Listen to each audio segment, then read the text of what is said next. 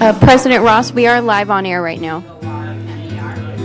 Yes, yeah, we could start whenever you're ready.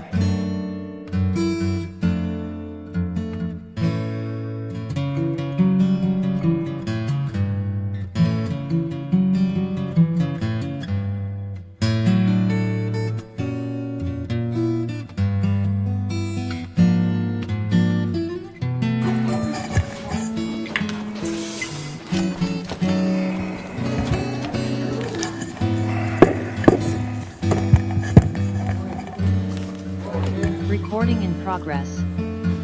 So I'm going to ask our directors to have a seat. Good morning, everyone. And so I'm going to call this meeting to order. This is the open meeting, regular open meeting of the United Laguna Woods Mutual Board of Directors, a California nonprofit mutual benefit corporation. It's Tuesday, September 12th, 9:30. A little bit after 9:30. We're in the boardroom, and this is the notice of meeting and agenda. Purpose of this meeting is to conduct the regular United Mutual Board meeting in accordance with Civil Code 4930 and was hereby noticed in accordance with Civil Code 4920. I'm calling the meeting to order. We do have a quorum.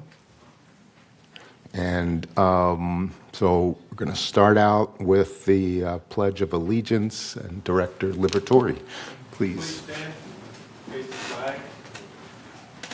I pledge allegiance to the flag of the United States of America and to the republic for which it stands, one nation, under God, indivisible, with liberty and justice for all.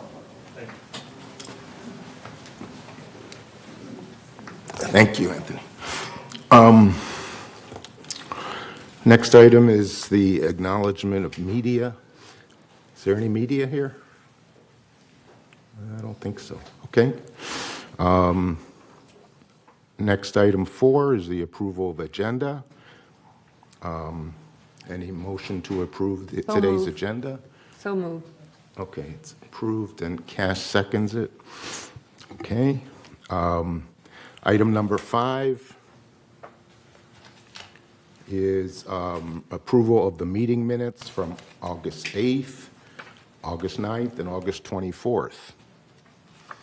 Any adjustments, changes to any of those meeting minutes? Or someone want to make a motion to approve? I made a motion to approve as is. Okay, and Second. it's seconded by Allison. Okay. Okay, now I'd like to make a report of the chair, and some of this is from the business side, presidential side, and some of it is kind of from a personal side. And so I wanted to report on a few things. One of the things is that, as you all know, there's an election going on, and there's a chance that I may not be on the board a month from now. And even though I'm sitting here today, I may be on the board or I may not. I'm one of the candidates running, and I urge you all to vote for whoever you feel should be on the board. And so, in the past, we've had elections that we've had rather, average turnout, but I'm urging all of you, just vote for whoever you think is the best candidates. And speaking of the election, too, I just wanted to bring up, there's been several members talking to me about possible violations of rules, being that there's an awful lot of signage on common property. There's signs that are all over the place. Some of them may be in violation to some of our rules, and I just wanted to mention it to staff to see if it is. It really shouldn't be happening, and we should request staff to adjust where necessary, and because where there's violations, it's really not fair for the people that are following the rules. So just wanted to comment on that and ask that staff maybe follow up with, to see if there are violations, they should make the necessary fines or whatever is appropriate regarding that. And so I'm asking Siobhan if she could please follow up on that. The next item that I wanted to talk about is the budget process, which we're working on very diligently. And this afternoon, we're going to hear from, in closed session, we're going to hear from one of the biggest potential increases in our budget that could be property insurance, or will be property insurance. Because of all the fires in our community, we're looking at a possibility of a 50% increase in property insurance. It would be huge for all of us because that effectively increases each of our association dues. And we're hoping for the best, but we're realistic about it, and we'll be listening to our insurance broker and working with them on various deductibles to try to bring the cost down. But it is a big issue, and we're getting close to finalizing budget. But I just wanted to report on that one item.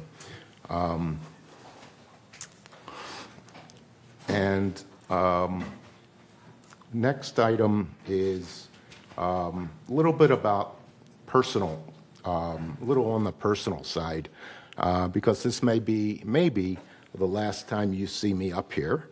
Hopefully it's not, but if it is, I just wanted to review a couple of accomplishments personally that I think that I have accomplished in the last year, and one of them. Excuse me, we shouldn't be engaging in this conversation at a board meeting.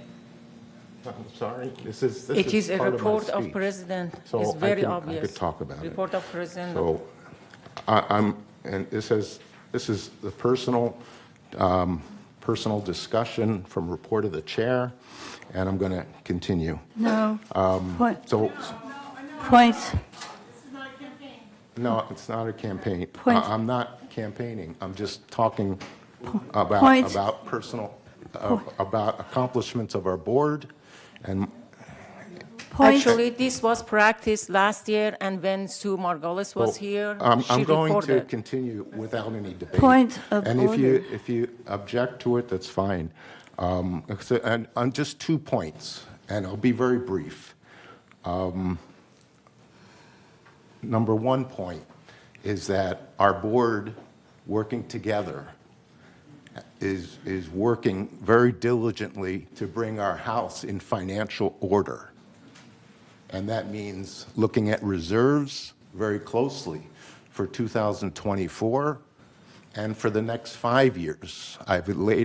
We have laid out a plan, a 5-year plan, looking at next year and the next 5 years, looking at our reserves and looking at our expenses and our revenues very closely, part of the budgeting process.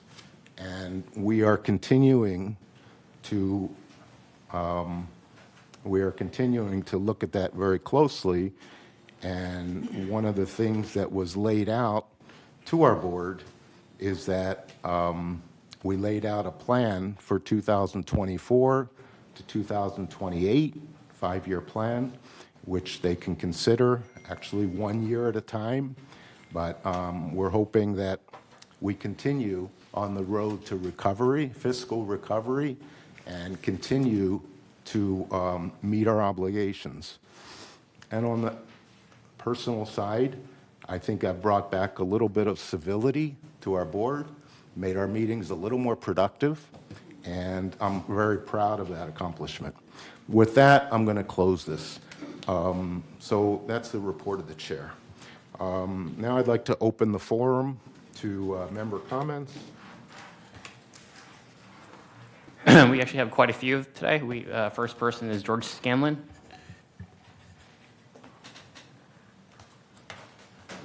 Good morning.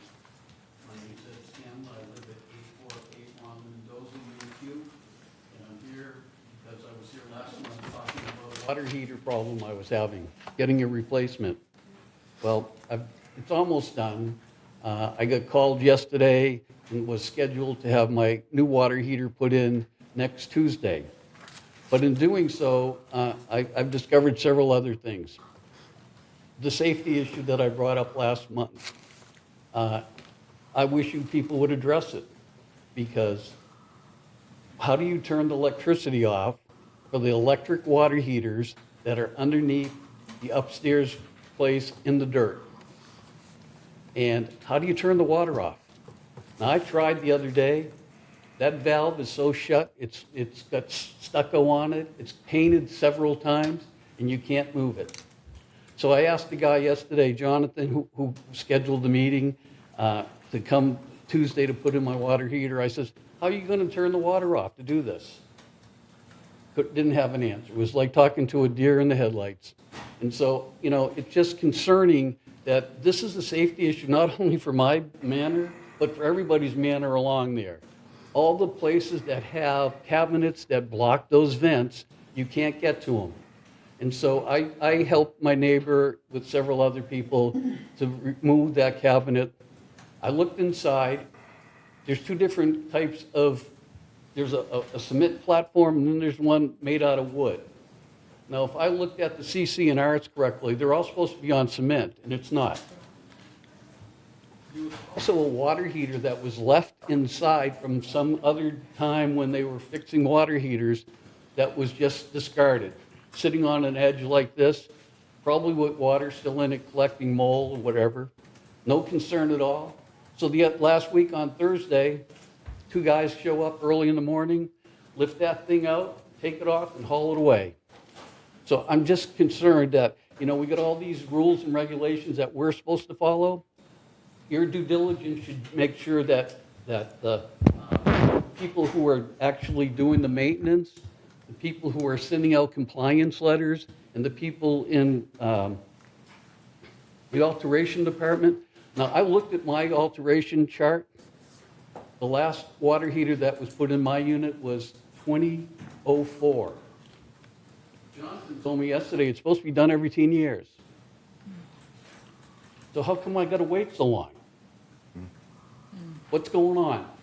You're the people who are supposed to be watching over all this. It's you're needed to do your jobs to make sure that I'm not getting ripped off.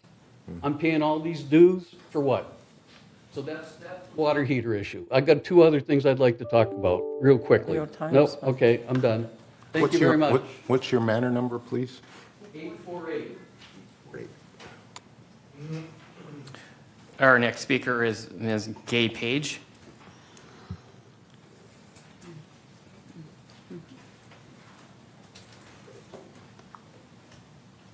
Gay Page, 786C. I'm here to recommend that the United Board collaborate with Third and GRF to establish an ad hoc committee comprised of residents to conduct a cost-benefit analysis of our current self-management structure versus hiring a professional HOA management company. After approximately 7 years of our self-management experiment, it's time to evaluate whether remaining self-managed is the right choice for the future. Since instituting self-management, our HOA costs have skyrocketed rather than being held in check. We have taken on business responsibilities and legal liabilities beyond the scope of reasonable fiduciary risk. Typically, HOAs that adopt self-management are very small, with up to 10 housing units and little or no recreational space or common areas. Laguna Woods certainly doesn't fit that profile. Although we report to be self-managed, in reality we're not, because the nonprofit the boards created in 2016 is known in the HOA management industry as an in-house management company. True self-management is when the members of the board assume the role of staff in the day-to-day operations of the HOA, and that's when you realize the cost savings. The management company created by our mutual boards acts in the same manner and provides the same services as a professional HOA management company, but comes with the additional costs and liabilities of business ownership. A few of these costs include higher insurance premiums due to increased risk and legal exposure, buying and maintaining vehicles and equipment, staff salaries and benefits, creating administrative departments to manage human resources, IT, office space, and much more. To be successful as a self-managed homeowners association, board members must invest lots of time and have enough experience to manage each role. Since our mutual boards are comprised of well-educated and well-meaning residents and are not comprised of professional, accredited HOA managers, a self-managed HOA may not be our best option. Since the main goal of our HOA is to maintain our community and its property values through the most cost-effective means available, it's time to reevaluate our HOA management structure. Thank you. Thank you. Next. Next speaker is Ms. Joyce Eileen.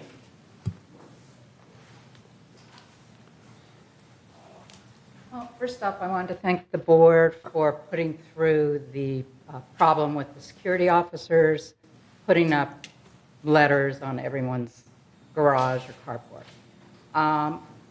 My complaint now is that when you call maintenance or landscaping and put it in a ticket, besides it not, going through the first time, you got to go a second time, sometimes a third time, they never give you a time period.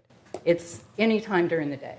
So what happens is if you're not home, waiting all day long, they put a sticker on there, they came back, or they came. Then you got to call them again, then they come out again. It's a waste of time, waste of money.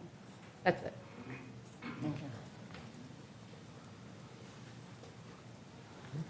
Next speaker is John Davis. Hello. I am here as counsel to another resident within my building. This resident, whose name I will skip for now, is undergoing horrific treatment for recently discovered cancer of the lung. We have received notice that our building is to be fumigated at the end of this month, and I have presented to Ms. Blackwell and the CEO, Ms. Foster. I understand also has this, as well as Ms. Laster, a copy of my client's oncologist's letter giving his medical opinion as to the effect of the fumigation process on my client's health, safety, and welfare at this very critical time in his life.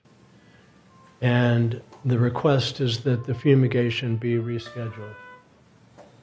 This fumigation came about on account of, coincidentally, a swarm of termites that came through my bathroom fan on the second floor.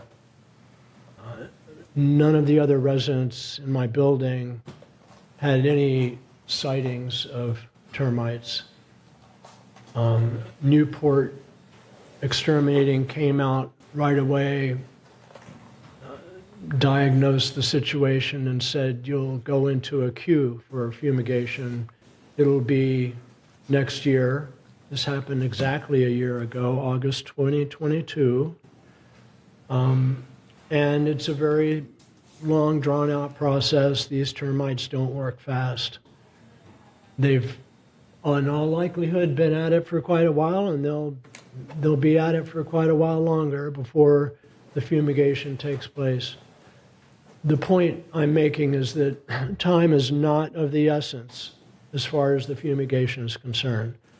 And if you balance the harms, I would say that the harm is heavier on my client's side if this fumigation goes forward at this time than on the side of other interests in fumigating right now as opposed to rescheduling it down the road. I'm hoping the board or the CEO, if that's who is deciding this matter, will save me from going into court for an injunction, but I will do that if necessary. Thank you. Next speaker is Elizabeth Romano.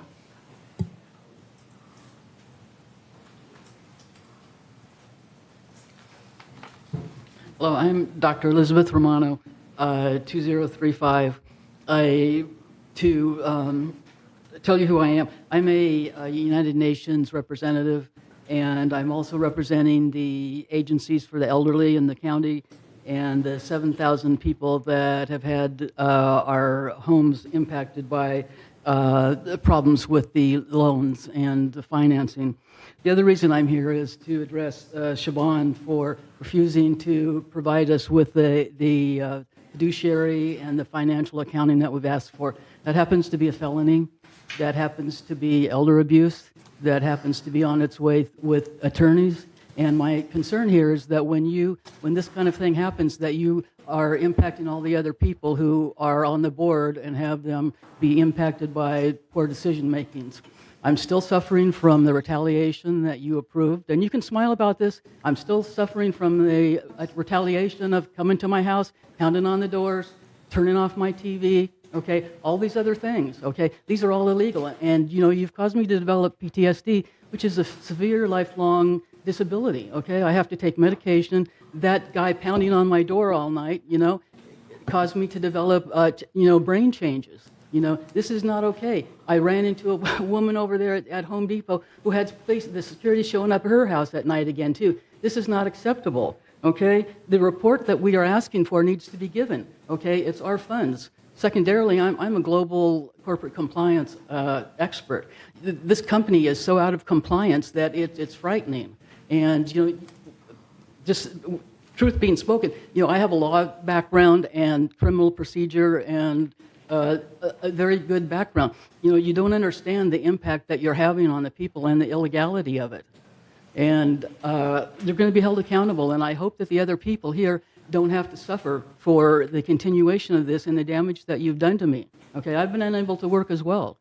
And this has been your responsibility, and this is the pattern in practice, and this is a hostile environment. And taking it off the agenda and saying that because we can't make it any other way, that we're going to pretend it doesn't exist isn't the facts. Okay, I'm also a real estate loan officer. The loan that we're being offered, this non-conforming loan, okay, is a substandard loan. It's going to cost us more. Okay, we have lost a lot by this. Okay, I've lost $200,000, $300,000 in the value of my home. And you need to be held accountable, and you have the attorneys coming after you. Okay? And this is on behalf of 7,000 people where we shouldn't have had this and had the loss of our homes and the value of our homes and then being fed substandard loans and saying, it's really okay. Well, it's not, okay? It's not. We need to be put in the place that we were before, and we're not. Thank you. Thank you. Next. Next speaker is Claudia Gray.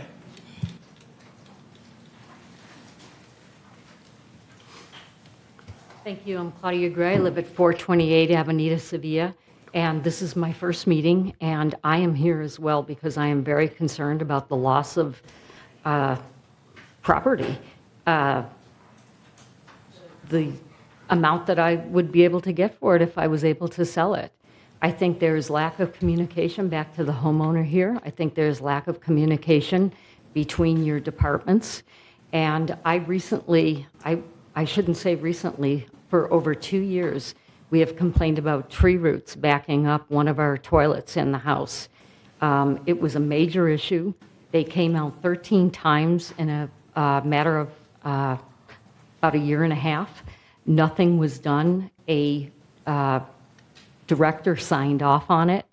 No one, it was reported in each and every time that the tech was out that it was due to tree roots, and no one from maintenance ever thought to contact anyone from landscaping to come out and see this tree, which has damaged a lot of my condominium. They've had to rip up the floor in the bathroom. And one thing that I didn't mention is over this 2-year period, the amount of times that we had to call and have a person come out as an emergency, and the calls that went unanswered, the emails that went unanswered, and I will tell you, I finally, and I'm not that kind of person, but the property value, as the lady before me stated, I felt that it was not possible to sell this unit. And it was only after I threatened legal action that I could get anyone to call me back and start resolving this issue. And what did Leisure World want to do was to replace the tile around the toilet. Really, what would that do to the property value? I mean, it's a Jack and Jill bathroom where the hallway runs into the kitchen. People would walk out on that after viewing it. PRS has, as I say, ever since I threatened legal action, they did have me work with a project manager over at PRS. He's doing a great job, but why does it have to come to that? I had parts for our stove in the kitchen that were on order for over 1 year. The buttons were not usable. I called, I came into this office. Finally, after 1 year of not being contacted, I said, okay, fine. I'll go ahead and just purchase new range and stovetop. I would call, can someone give me an update? They would stand there, they would call the warehouse. They never got back to me with an answer. I finally came in one day. I said, listen, we can't cook with this anymore. There are no buttons on the stove.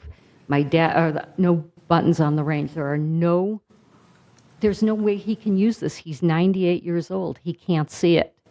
She said, let me go back again to a supervisor. She came out and said, the range and the cooktop have been in the warehouse. I said, for how long? Okay, So finally, we were able to time. arrange to get someone out to come out. But this should not be like this. Okay, thank you. Thank you. Next speaker is Christine Dormer.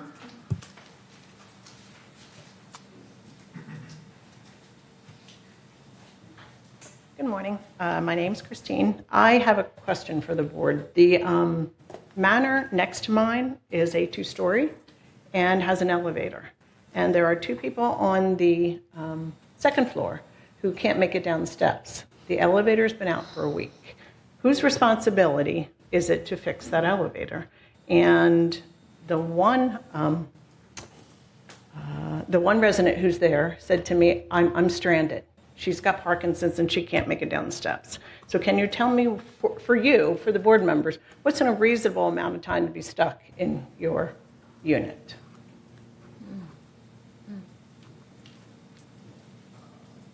No answer? I need to have the building number, please, if you can. I do, 331. Thank you. Sure. And they've come out over and over, the elevator company, but at this point they're saying that the elevator's so old that they don't know if they can get the parts. So just from a human perspective, how long do they have to stay upstairs before they can come down? Can you tell us when it broke? This is day number 7. Day number 7. Yes, but it's been breaking for the last year and a half, 2 years. So for the new board, for the existing board, I'd really like to ask you to please take a look at the failing infrastructure before you build a new park. Thank you. Thank you. Thank you. Next speaker is Ellen Leonard.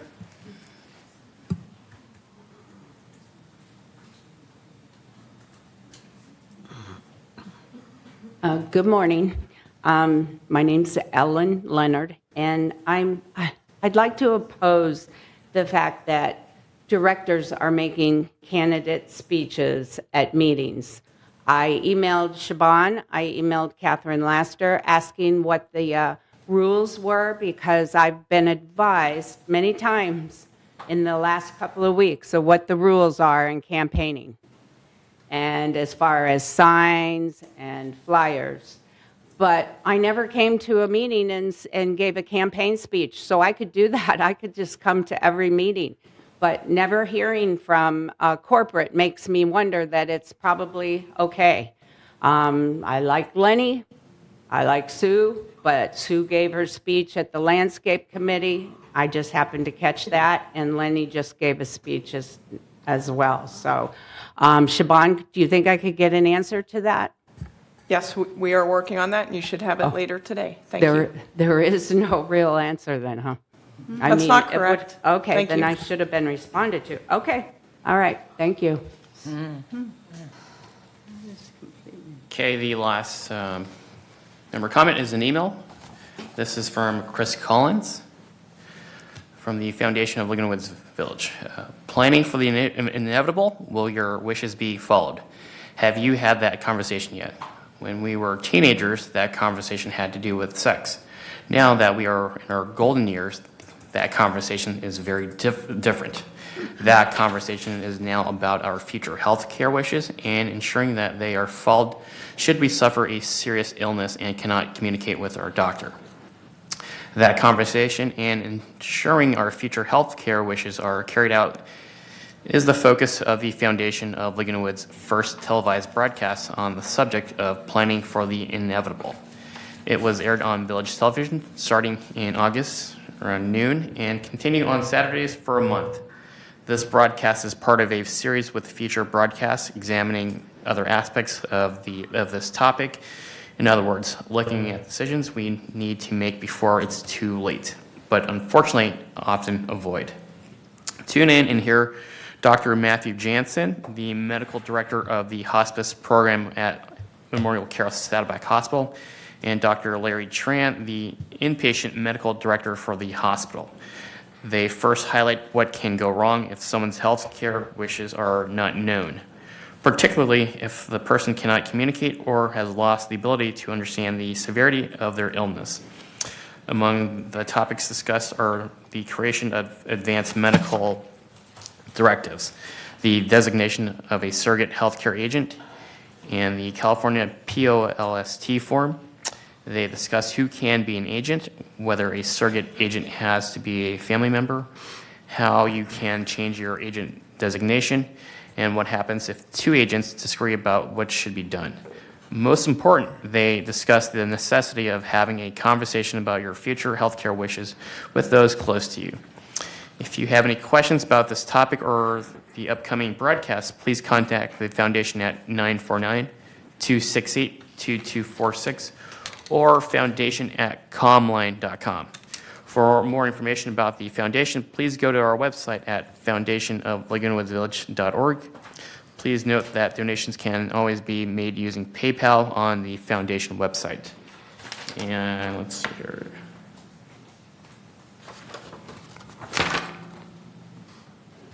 Okay, and that's it. Okay, thank you.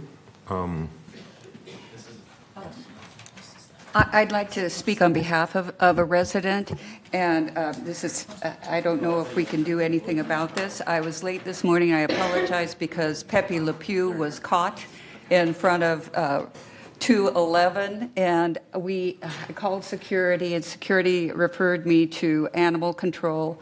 Animal control doesn't open till 11. I then sent a message to resident services to please help the residents that are on the upstairs in room 2, in building 211. They're afraid to come down. So the good news is Pepe is caught. The bad news is nobody wants to pick him up until later in the day. So somebody could help me out with that. Thank you. President Ross, we do actually have one more member comment. Okay. This is Violet, 936. Good morning. I guess it was last week or the week before, we watched the last meeting on TV, and we were my husband and I were pretty excited that the board was working on behalf of the residents to bring the opportunity of loans to United. Okay, we celebrated my husband's 80th birthday, and we want to say that in our unit, we'd want to stay there forever. And since we have a 2-story unit, it's a Seville, it needs modifications to use the upstairs. With the fact of inflation, we got estimates from a contractor that started at about $35,000. And that's not cash that we have or are able to spend at this time. So if you do pass the private loan today, we can get that loan and make our unit comfortable to live and enjoy our life instead of selling it and moving somewhere else where we don't know the neighbors. We have great neighbors and we want to stay there. We both love Laguna Woods and deeply appreciate if you give us and the community a chance to get loans that are needed to start the modification. And I know some people need loans for surgery, and they can't take it out of their home, and that's their savings account, basically. Okay, my husband and I can't go upstairs easily. Well, my husband, I work out. As before, and we need remodeling. So we'd appreciate your consideration in this matter. Thank you. Thank you. Any others? That's it? Okay, no, so now response to... You're going to talk on your item. Any other, okay. I do have a member comment that's not on that card that they raised. Sure, I do now. Okay. So I'll just talk about those two. Based on what you had, Nancy Carlson, 303A. So this is just a member comment that came about the fire insurance, and it's going up so high. The question I have, you may not have the answer to this, is are we dealing also with the Orange County Fire Authority to come through the village and do an assessment? I was a principal in architectural practice in Northern California. And so there was the land management connected to the county that would come through and assess. So we are, yeah, because that's really important for them. We have to kind of take them with the fire danger, and it really has become cataclysmic.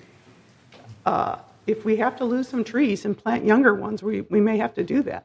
So it's a real situation. So I'm pleased to hear that we're doing something, because that can make a huge impact on the insurance aspect. And the other item, I mentioned this at the finance meeting early in August. One, I do recommend that we have an appendix in our business plan budgets that address the line items with the detail, and possibly a subsidiary appendix for the board in more detail. There was one other thing. Oh, also at the budget meeting, Mr. Hormuth talked about they're instituting the ERP. What most people don't understand, that stands for Enterprise Resource Planning, and it's how a company will integrate various systems, IT, et cetera, so that they work in concert with each other. And one of the things he talked about was that we were going to have the ability to issue a job ticket, and then it bills, really we use the term allocate, but it bills the mutual for the service performed on that. And that appears in our operating expenses, or in our expense budget. One of the things I pointed out to him is that those job tickets are kicked out after 30 days, which in essence in the ERP system would say, okay, after 30 days we bill for that. I had at least on one job, and it might have been 4 tickets, there were 3 job tickets. Because they didn't do it, they didn't show up. And so it got kicked out each time, which meant that each time United would be billed for that service. So he went, oh, it didn't occur to them to even consider that. And I said, so in your ERP planning, you really want to, the board really needs to focus on, is that happening or not? Has that been remedied? Because that's a planning issue at the ERP level. And to make sure that we're not being duplicate billed, triple billed, again, that's the term you use, allocation. Those are my comments relative to this morning's crowd. Okay, we're ready for a response to open forum speakers. This is in response to Gay Page. Very interesting concept about self-management. You all are familiar with J.C. Penney Company? Everybody shops at J.C. Penney at some point in their life, right? Okay. Well, J.C. Penney was a real person, and he founded years ago, more than a century ago, a retirement facility in Florida, cooperative. And it's called Penny Farms. And it's still operating today very successfully. And if you move in, if you buy in and move into Penny Farms, the first question you're asked as you move in is, what job would you like to do here? Because they are entirely self-managed. So think about that for a minute. Which job would you like to do here if we go to self-management? So I'd like to do some things. Thanks. Go ahead. Thank you, Mr. President. I'd like to comment on the same thing. My first turn on United was in 2013, and I interfaced with PCM. And PCM was charging us, I believe at the time, per portal, and I guess that means per manner, and it was $689,000 a year. But I was determined, convinced that they were overbilling us on labor, 15 to 25%. But they told us that that information was proprietary, and they refused to share it with us. So if we get another management company, it's going to raise our monthly assessments.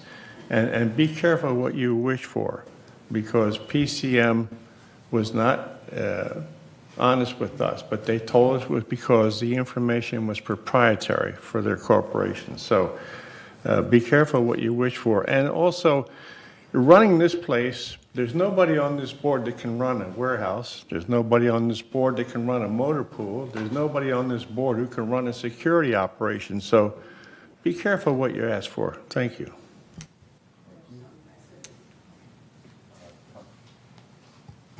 I have a number of responses, actually. First of all, Ed, I gave you my card. I'd like to hear the other two items you have that you didn't have time for. So if you could send me that on email, since we do stick to the 3-minute rule, I'd appreciate that, and we'll get them worked for you, whatever those are. I will say this, I'm impressed with the response that VMS Shaban gives when there's something brought to the attention of the board at these meetings. I've seen her and VMS respond very quickly time and time again, which that's a very positive that I've seen far more times. It's handled very quickly, a lot of times by the end of the day. So I just want to say that's a very positive for Siobhan and her team. With regards to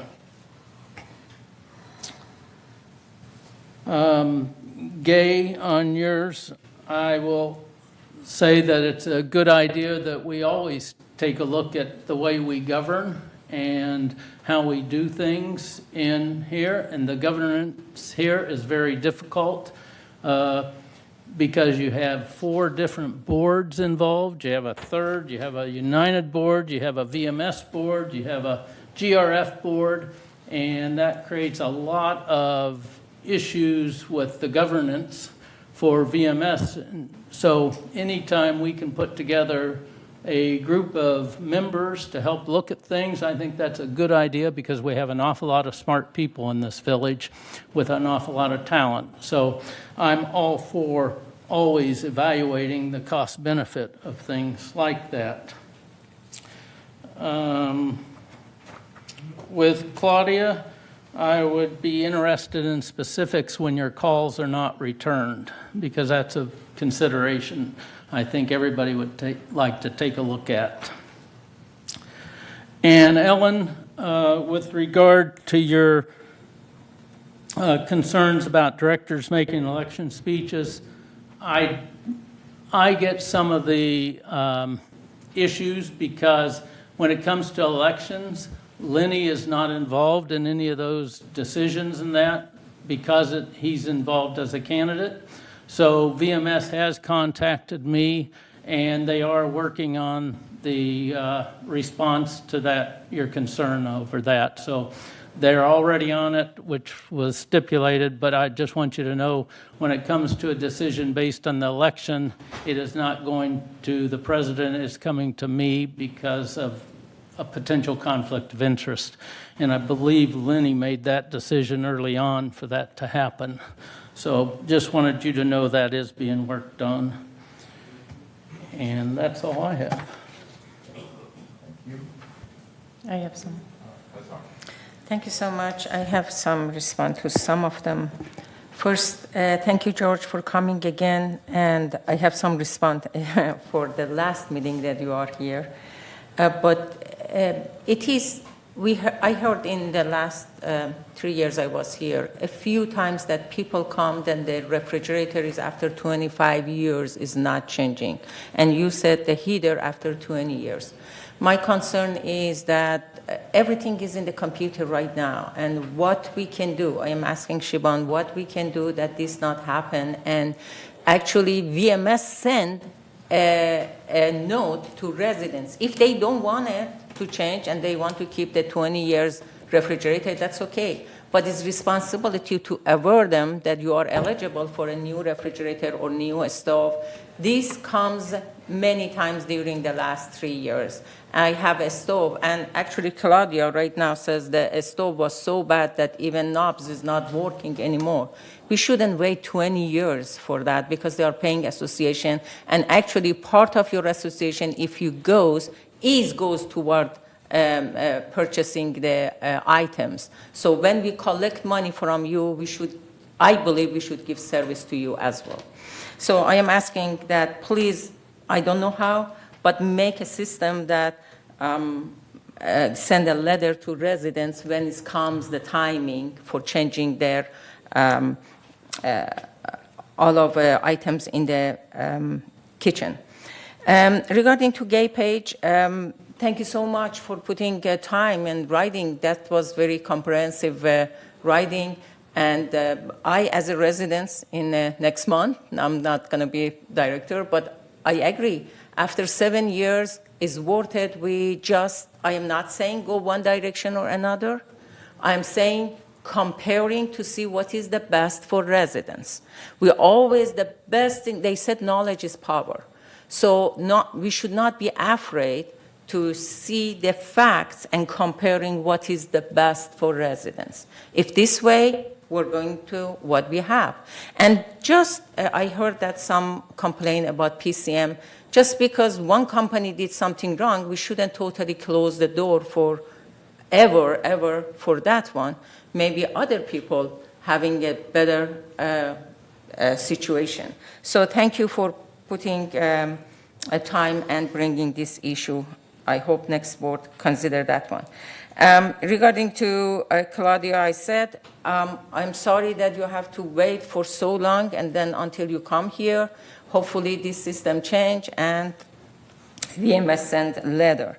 And regarding to Ellen, I totally understand your feeling that you feel, you and other people that doesn't have the opportunity, just some sitting residents, some sitting directors has.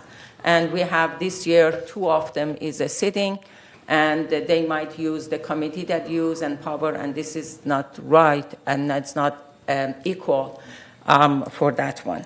And for the last one is, you already answered the Chris and Domer that stuck in the elevator, and I'm so sorry that for 7 days you should call and no response. I hope VMS put some priority to some request when you receive it. I don't know, there is such a priority, maybe a flag or a star or something that right away to answer. So that's my information. I'd like to address this as well. I did speak at the Landscaping Committee under the 3-minute rule where anyone as a resident can come forward and talk about any issue they want. I had been advised by past board members that this was a practice and that it was an opportunity for people to get to know us. So I took advantage of that. I did not speak from the podium or the dais. I would not do that. I made sure it was clear that I was a candidate. If this is a prohibited practice, that's fine. But I was advised this is done in the past. I have been present when others have done this. So, I will certainly abide by whatever people want. But to my knowledge, there was no prohibition, and it is a practice that has been used. So I have a few comments too. So I wanted to echo something that Tom said, that in some meetings that we have member comments, we have responses as quickly as in the afternoon session from Shaban after she's been able to look through and research some of these cases. So, and some take a little longer. But I would say my request for Shaban is to look at these 4 or 5 cases individually. One of them, just to briefly remind, George Scanlon about the water heater in 848. If his last water heater was put in 2004, it's definitely time for a replacement. So if you could give us an update on that, one. Number 2, Claudia Gray, 428A, her loss of property value due to trees that are extending into her property. It's a very serious issue, and it shouldn't come to before legal. But I'd like an update.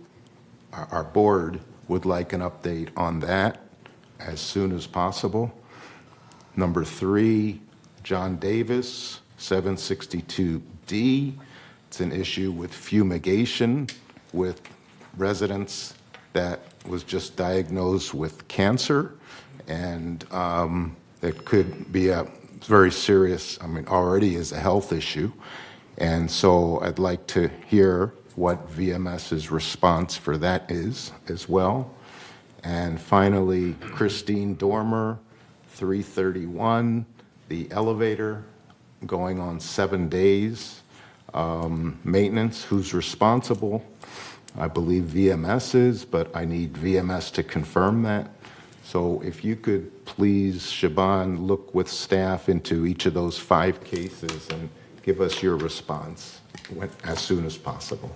I'm happy to do that, and I will have answers for you this afternoon. Thank you. And I do want to let you know, though, that Mr. Davis was given the resolution which details the requirements for the postponement, and what we need now is the medical letter, and he referenced that this morning. So as soon as we get a copy of that, we can take action. Okay. Did you have something else you wanted to say, Shaban? No, thank you. Okay. Betty. How do you put this on? Yeah, good morning. I think that some of the issues that have been brought forward, some of them pose an imminent need for something to be done. They're not all on the same platform.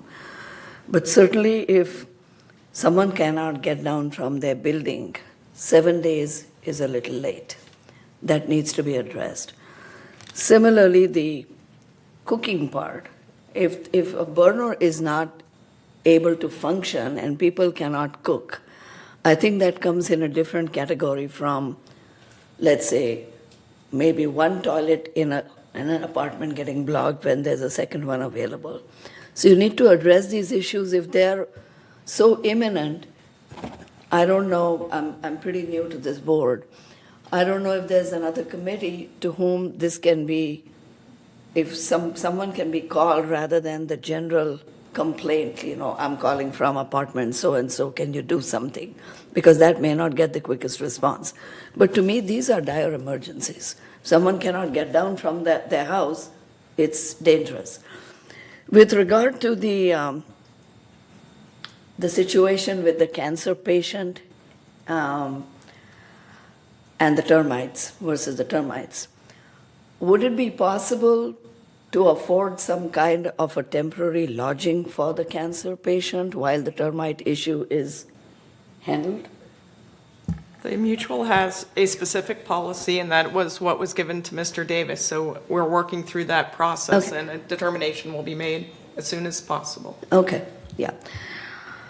And my last comment is about the, who was that person? Ellen Leonard, and I side with that, with Ellen. I don't think that board meetings should be places where campaign speeches or anything resembling campaign speeches should be made. This is not the place to do that. So with that, I'll end. Thank you. I'm going to ask just a general question to Shaban regarding concerns that come in from members that are on the emergency basis. The toilet's flooding the unit. Water won't turn off. Is that when they call property services under an emergency request like that? Is that handled in a way that they're given a time that someone's going to be out, or someone will be on an emergency basis will be out right away, or they'll maybe be out in the afternoon, maybe the following day? What's the response on an emergency request like that? Emergency requests involving water, for example, are dealt with immediately. Okay, thank you. Okay. Any other comments? Regarding to your question, can I ask from Shiban? Shiban, as a, I don't know, maybe idea, put it in the bright idea or something that the a staff has, that what is the best that quickly respond to some emergency? I am really thankful when people making effort and come here and by afternoon get the response. But how we can do this one if somebody is in the wheelchair or cannot come here, can have the same opportunity and get in the afternoon the response? So my question is, many people, they are coming here because after days and days and days calls resident service, they don't get response. Some of them after years, even 2 years. Then at the end, they are coming here. So my question is how we can prevent this one. And before they are coming here, we respond. As Vedia says, some of them has priority. And she mentioned 3 of them that I agree. So what is the idea? What is the best solution that you can provide for us? The best solution is to go through resident services and indicate why it is an emergency, so it can be given the due process that it needs. Alternatively, if you are unhappy with going through resident services, once you've tried, you can always elevate it to the general manager's office. The email address is generalmanager@vmsinc.org. Thank you. I hope residents here and doing that one. Thank you. Lenny? Okay, Pearl. One of the things that I would like to suggest, for some reason, toilet breaks Friday afternoon. Something leaks, always it's on Friday afternoon. They call me at 1 o'clock, and I usually was able to get somebody out there before 5 or over the weekend. So I think the waiting is, waiting makes matters worse. And as soon as it happens, get hold of resident service, get hold of resident advisory. When it gets to a resident advisory, we get on it right away. And, I'm not saying that we can solve every problem, but I have dealt with a lot of this water intrusion problems, and I was able to get a quick response based on the emergency. And it's always Friday afternoon. And I do want to add, Pearl, if I could, that you can contact security after hours, and on weekends you get the same level of service if it is an emergency. Yeah. So based on what I've seen over the last 24 months, we had a pretty good luck. But then, some people, they wait till the following morning and go to the resident service on Monday and keep waiting and waiting and waiting. But I think we need to address there are different avenues that can address their issues based on their emergency situation. Thank you. Okay, we're going to move ahead. Response to past open forum speakers. And Director Scott. Yes, thank you so much, Mr. President. In the last board meeting, we had a few people that they came, and two of them actually came this board. Joyce Ellen, 697C. She complained about water overflowing in the toilet. She was not given a time frame when staff would show up. When staff finally showed up, service no longer needed. The response is, per request service customer service manager, while we don't give estimate time, there are expectations and the agent should have consulted with the dispatch or supervisor to reach out to a staff to coordinate a time to ensure we don't miss the resident, which unfortunately, twice on this case. The agent entered this ticket as emergency, which means that staff will be there as soon as possible the same day. Also, the agent made the mistake that when he advised the residents that this would be entered as priority, he should have clarified that this is considered an emergency ticket. We have now spoken to the agent and provided some coaching to avoid this kind of issue. The next one is Ed Scanlon, 848Q. He reported that he received a notice of disciplinary that turned out to be an error. Notice should have been sent to another manner. He wants a formal letter for apology. He is concerned about the safety of the electric water heater in cabinets throughout the community. Lastly, he also wanted to know when his water heater will be installed.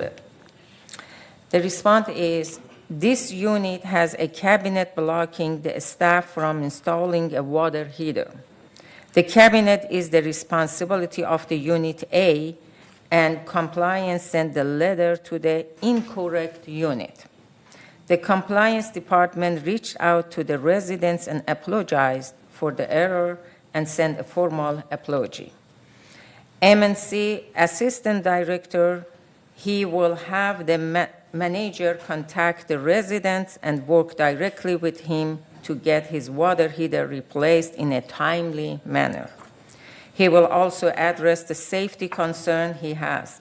The water heater are compliant regarding to location, and these are electric and not require and require no venting.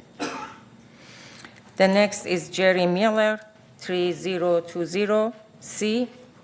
She talked about her frustration with the moisture intrusion issue that she experienced. She said she experienced 4 roof leaks and damaged a hardwood floor and never received a call back from a director. The director of operation has reached out to the resident and she expressed her frustration with her customer service experience throughout the process of having her roof repaired.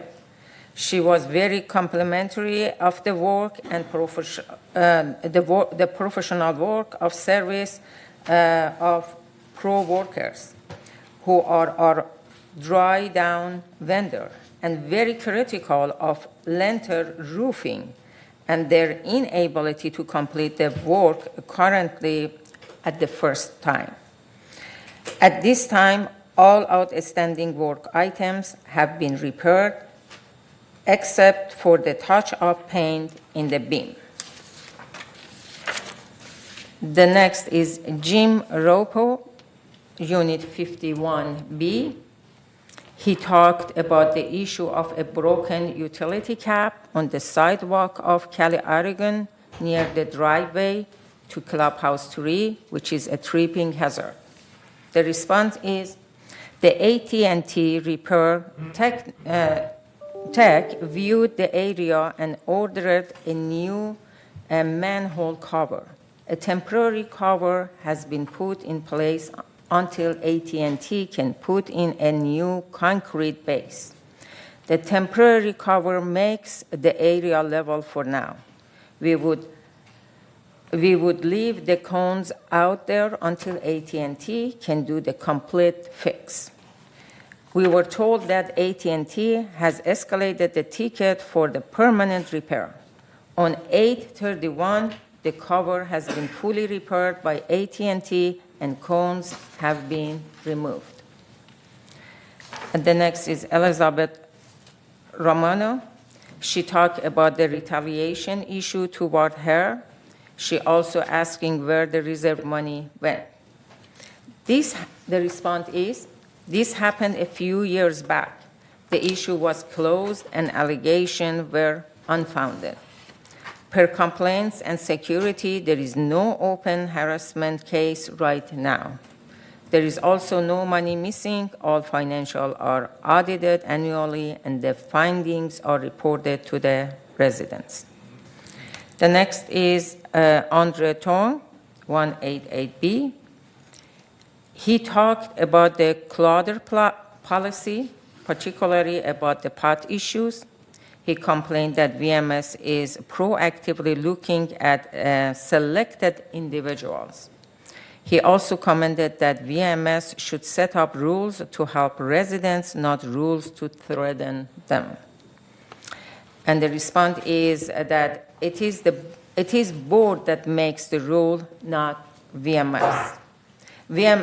And VMS has the responsibility to enforce the policy that the board created. And the last one is Harold Milnes, number 421, Unit B.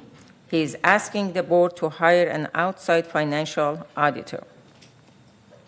And the response is our financials are audited annually by the outside auditor, and these are posted on the website under the document tab. And that was all response for the last time. Okay, thank you. There was one other issue that I raised last month and at the board meeting, and it was regarding carport clutter. And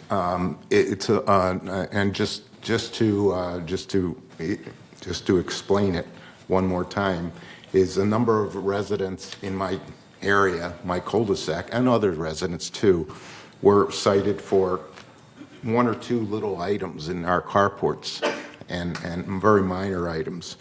And I actually heard from a member, Nancy Carlson, I don't know if she's still here, but Nancy had researched the carport clutter policy from mounds of evidence or mounds of detail in our Laguna Woods website. And she sent me some information about the policy. One of the policies was that if the carport clutter just had one or two little items that were really not representative of clutter, that there wouldn't be a cited as carport clutter. So I just wanted, it seems like a big waste of time unless the clutter is excessive. And I just wanted to ask Shaban if she's looked into this problem in our community, and because it is if it's not needed to cite residents for very minor issues, then we should stop it at this point. Our security director, Eric Nunez, was going to provide an update. I don't Oh, see him here in the audience. I'll see if I can have him stop by. Great, Thank you. thank you. Mr. President, can I add something? Since Shiban is here, and unfortunately, as we said, the head of security is not here, is it possible to be a training for the security that they train that they are not a police department here, and they are more friendly and then kind of like social worker to the people. I'll give you an example. This has happened 4 days ago. I am driving, and in this street is not very loud, and only one car can come. A security car is right on the curb, and then a big patrol next to him, and these two is talking, and I am standing in behind. When he saw me with the hands, it says, that means go around. Well, I am right on the curve. I said, I'm not going around because I don't know who is coming. And the guy came out and said, of course, student said, gosh, I am telling you, go around, because it's my supervisor. Supervisor cannot move. And I said, no, I'm going to stay and let your supervisor move because I'm not put myself in danger because supervisor wants to talk to you in the middle of the street. So this is example. And I am saying that please a training that this service is more social service, more friendly rather than a police department. We have police. If we have some emergency, we're going to call 911. That was my experience. Thank you. We're going to move on to item number 9, VMS board update, and Director Robledo. Welcome. Good morning, Mr. Chairman, members of the board. It's a pleasure to be here. First and foremost, I'd like to acknowledge some of the comments made today about emails or follow-up items not being perfect. And I'm the first to raise the issue. I've raised this since I've been on the VS board, and I think we have had some improvements, but we still have work to do. And I think that the goal is that any communication is acknowledged within 24 hours. And that way you know that you're in line, you're being considered, versus having the resident have to call back because they think that they don't know whether they're in line, they don't know where they stand. So I think we brought that up at the board many times, and it is a work in progress. But today I'd like to talk about communication, and I had prepared this, not even knowing about the comments. But I think that VMS does an excellent job communicating in general to its members, through whether it be through television, through the e-blast, various ways. And again, I do acknowledge the follow-up communications, and we're working on it. But this is a slide that talks about all of the ways that Laguna Woods communicates with its members, starting with meetings like this that are open forum, they're televised, they provide a place for residents to have their voices heard.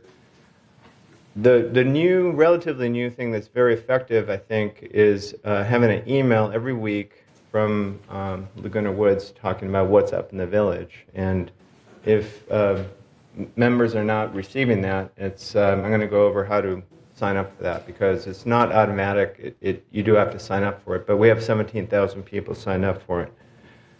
Other ways is through kiosks and paper flyers at the clubhouses, through print mailers. The Village Breeze comes out every 2 months, has a lot of information in there. And then television, we have the Laguna Woods television shows that are broadcast on Channel 6. Next slide, please. So the e-blast, as we call it, is it's called What's Up in the Village, and it comes on Fridays, and it has all of the activities that are of note. For example, there may be a bazaar at Clubhouse 4 showing art, and, so it gives you an indication. It also has the movies of the week. VMS and GRF provide, they actually purchase the rights to movies to show on Channel 6. And they're usually pretty good, and they're picked based on our demographics and our preferences. So to subscribe to it, on the website at the top it says Contact Us. You can go in there and just fill out the information directly, or you could just send an email to info, I-N-F-O, at lagunawoodsvillage.com. And both of those would get you signed up. If you send the email, then you can ask to be on the next slide, please. There's two outgoing emails, one for emergencies and one for the What's Up in the Village. And if you do the info at lagunawoodsvillage.com, you can ask to sign up for both of them. Just make sure, of course, your email would be on the email, but just put your matter number and who you are. Next slide, please. You can also sign up for Code Red on the website. Thank you. Our website has a lot of information, and sometimes it's not as intuitive to navigate. But if you are interested in the activities of the clubhouse, the calendars are there, and it's under amenities and activities calendar, and I find that very useful. You can know in the gymnasium what time pickleball is or what time the volleyball. There's a little chart there that has that. Also, there are GRF-sponsored activities at the clubhouse, for example, spin class or yoga or other things like that, then residents can partake in, and they're all listed there under that calendar. Backing up one, the news, if there's something of interest, there's a news page, and also the calendar of board meetings is also there. So if you're interested in a certain committee or a certain board, you can go there to see when and where the meetings are. Next slide, please. The Village Breeze is a really well done publication. Includes items of interest and also information from the village and maps and things like that. We're fortunate that we do have sponsors that help pay for that, so it's not an expense of the mutuals. And I don't think it needs much more. We all get it in our mailbox too. That's a passive communication where you get it in your mailbox. Similar with the email. See, once you sign up for the email, that's a passive communication. You receive it. You don't have to go to the website to find it. It's just there, and you can decide to look at it or not. One of the things that VMS and the mutuals are required to do is send an annual disclosure notification about the budget. And because it's so thick, it costs a lot of money. It costs $7.50 per manner to mail. So this, we will comply with it, but we have a paperless campaign. If members sign up to receive that in an email, number one, it's probably easier to store, so you don't have to keep the paper around. You just store it in your computer for future reference. But also, it'll save, if everybody signed up, it'll save $90,000 a year, which is real money that can offset other increased expenses. And the way you do that, again, info@lagunawoodsvillage.com. You can ask to be paperless for the annual disclosure, or you can call into resident services as well to do that. Oh, I take it back. In the mailing this year, if you do get the paper, there will be a form in there for next year to sign up and opt out of the paper. Next slide, please. Okay, so here's all those are interesting, but this is like a promotion or campaign to go online to save time. Because if you look at our statistics, the average wait time in person or on the phone is 7 minutes. And if 7 minutes is average, that means that there are people waiting longer. And sometimes you do want that immediate acknowledgement. But I think for things, for example, I've used this. I've found these emails useful for things like a broken washing machine or a pothole or things that you want to report that you don't necessarily want to wait 20 minutes to report a broken washing machine. So what I've done is taken a picture of the machine and a picture of the building number and then send an email to this, and then it gets in line and gets fixed. No one has to answer the phone, and you don't have to wait online reporting it. But that's just an example. There are other ways to do it, but it's a way to use this system. So the email is residentservices@vmsinc.org. So resident services, no dots, just all one, residentservices@vmsinc.org. There are also other similar emails. Well, let me go over Dwelling Live. Dwelling Live is another one that I find it useful to use my online or my phone application to do Dwelling Live, because I don't have to call and I don't have to wait, and it's immediate and it goes in and it's easy to use. If you don't have a smartphone, you could do it online.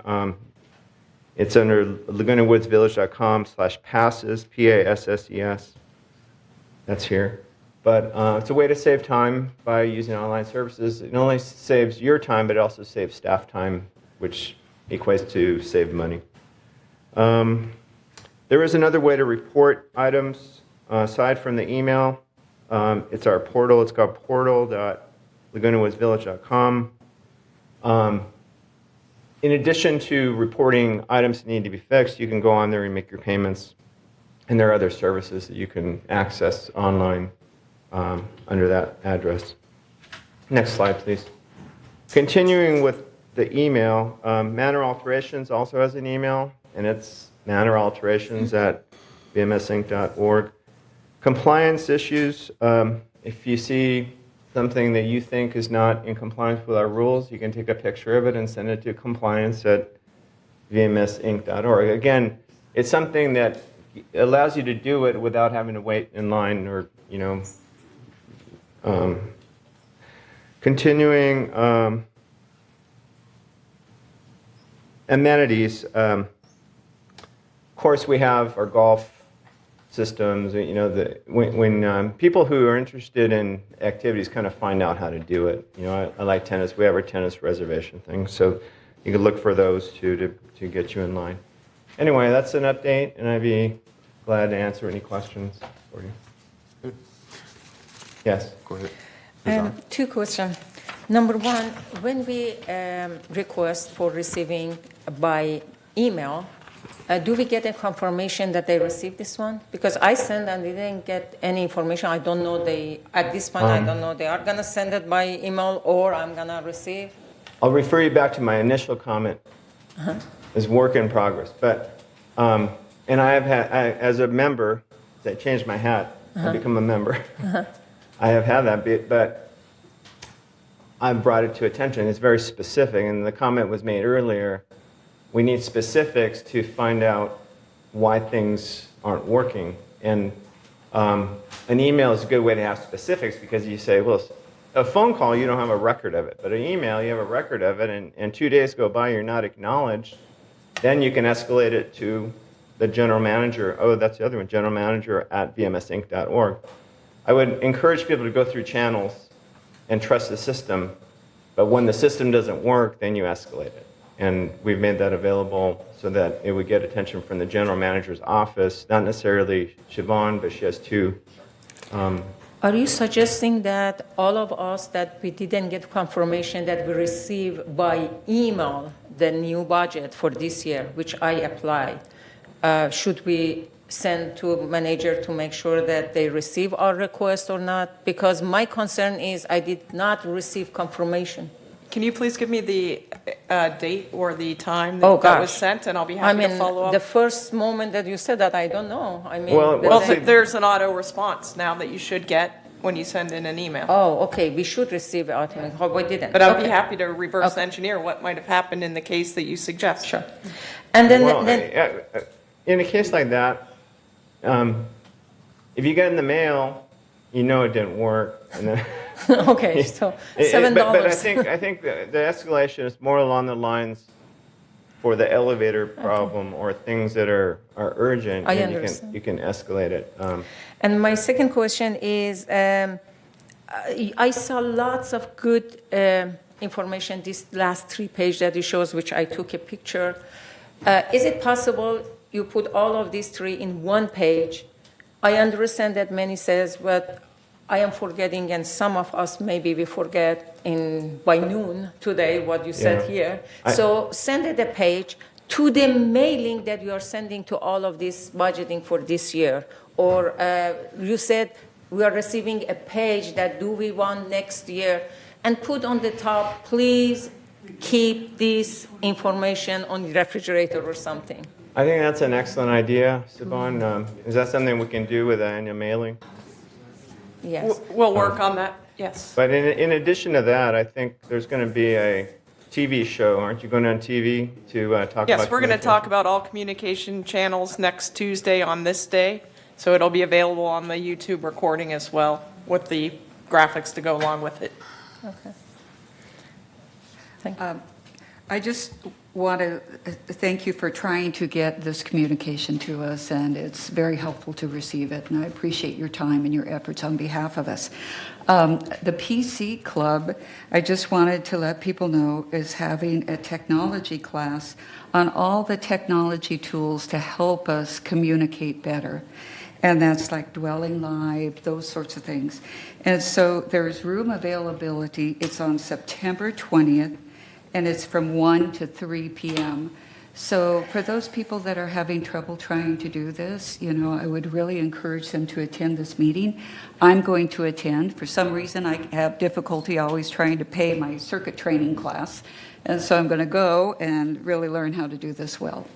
So Great. thank you again. Thank you. Go ahead. Ken. I'm kind of a little bit confused, Robledo. We don't have any three-story building, so we don't have any elevators that are controlled by us. Yes, we do.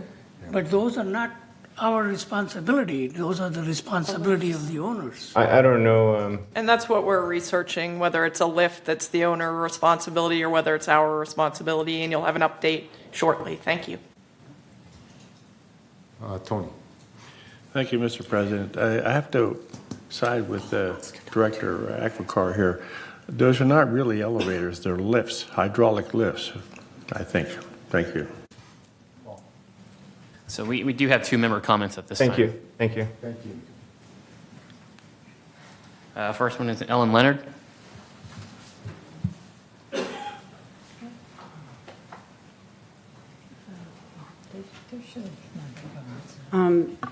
Thank you, Manny, for that report. I do want to make it clear that we carry, and this is a GRF, but we pay the shared expense for the Recreation Department.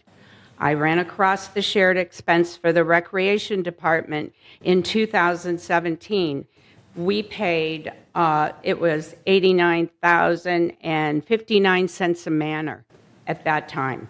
And now, in 2023, we will be paying, let's see, I had to take screenshots of it, we'll be paying 43 cents a manor. So what he says, that they get donations, something's paid from this recreation budget. So salaries, I don't know, whatever, but I wanted to make that comment. Thank you. Next speaker is Dick Rader.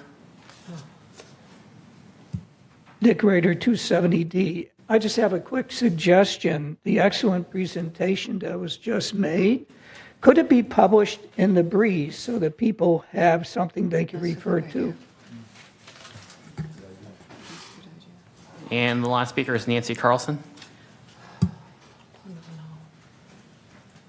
Hi, I just got a number of email communications, and I forgot about mentioning this earlier.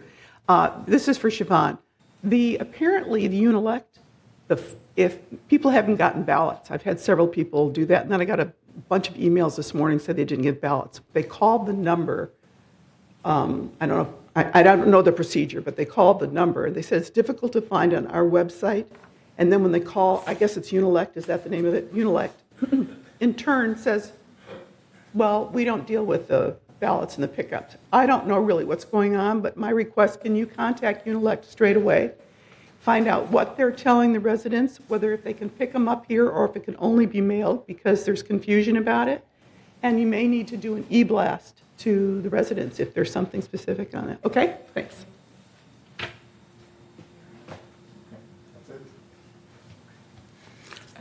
Can I just add, because yesterday I was in a gathering and 10 people announced that they didn't receive ballot yet. Just information for people. I don't know what's going on. I thought by now, but 10 people raised their hand and I said, who didn't receive the ballot? 10 people raised and said, we're waiting. Thank you. Okay, next is CEO report. Siobhan. Thank you, President Ross, honorable members of the board and our residents. I would like to start by highlighting our Employee Service Awards and to thank the board members who joined us yesterday in celebration of the employees who achieved milestones in their tenure in providing services to our community. I ask that you please join me in thanking and showing appreciation to the employees for their dedication and many contributions to our community.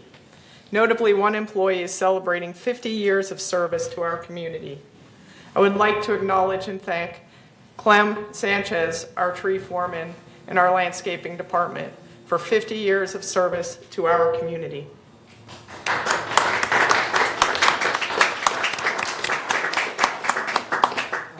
We also have 3 employees who celebrated 45 years of service, and they are Alfredo Castro, a land foreman in our landscaping services department, Roberto Escobedo, maintenance painter in the maintenance and construction department, and Alfredo Mendoza, also a maintenance painter in our maintenance and construction department. We also have a 40-year employee, Rafael Balderos, a gardener in landscaping services. We have 2 35-year employees, Geraldo Cortez, an irrigation technician in landscaping services, and Pedro Dominguez, a general paving worker in our general services department. 3 employees celebrated 30 years of service, Pamela Bashline, our community services manager, Jose Robles, a lead carpenter in the maintenance and construction department, and Tony Ward, a lead in our maintenance and carpentry division in the maintenance and construction department.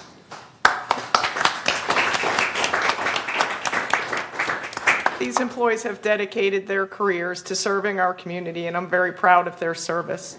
There are many other employees who are on different milestones, lesser tenures, but 10, 15, 20 years, and so forth. So we celebrated them yesterday, and again, I wanted to extend our thanks and appreciation to them. I would also like to provide a quick update on the Bright Ideas program. Since the program was developed and implemented in January, 5 awards have been issued to date totaling $4,500. These are for ideas that save $71,000 annually, and this savings has been reflected in the proposed 2024 business plans. The newest recipient is Ryan Costello. He's our warehouse manager who worked with the water heater vendor and distributor to improve the purchase process. By agreeing to purchase a specified amount annually, the vendor and distributor will store units locally and provide units at a reduced cost. This saves more than $26,000 per year. There are 7 additional suggestions under review in the program, including a certified mailing reduction, which may save $4,600 annually, a paper reduction idea, which may save $5,300 annually, and a uniform modification, which may save $9,000 annually. I also want to remind residents that our manor alterations counter is being remodeled. This will deliver a more accessible and accommodating experience for our residents when they come in for assistance. While the renovations are in progress, residents may visit Windows 7 in resident services for manor alteration services. The remodel is expected to last 6 weeks. I would like to conclude with a few recreation reminders, please. The first is that Clubhouse 4 has new weekend hours. Clubhouse 4 is now open from 9 a.m. to 4 p.m. on Saturday and Sunday. Studios are working towards having volunteer supervisors in place to be open for that entire time. But this is an expanded service that we're excited to provide to our residents. Additionally, we are reminding our residents that maintaining security at recreation amenities is important. Please remember that residents are required to be in attendance with their non-resident guests when they partake in their recreation amenities. And lastly, the Health and Wellness Expo is Saturday, October 7th from 10 a.m. to 1 p.m. at Clubhouse 5. Our sponsor is Memorial Care, and they will be offering vaccines to the first 400 residents who sign up, and this is the flu vaccine. To schedule an appointment for the flu vaccine, please visit memorialcare.org/LWFLU or call Jessica Sanders at 949-452-3791. And again, that's for a influenza vaccine. And that concludes my update this morning. Thank you very much. Thank you, Siobhan. I think we're going to do a short 10-minute recess, and just to give everyone a chance to go to the bathroom or whatever they need to do. Please take a stretch, take a break.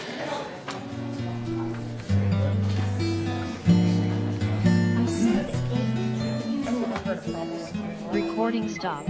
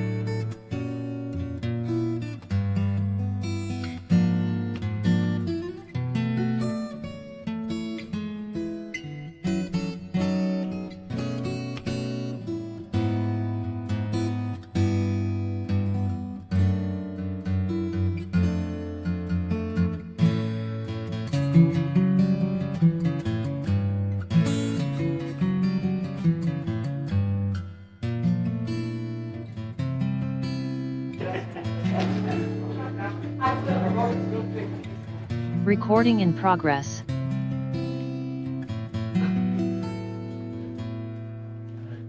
Resume the meeting with the number 11 consent calendar.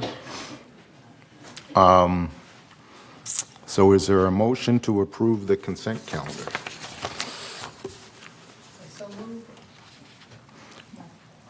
Is there a second? Can you I second repeat it. that motion again, please?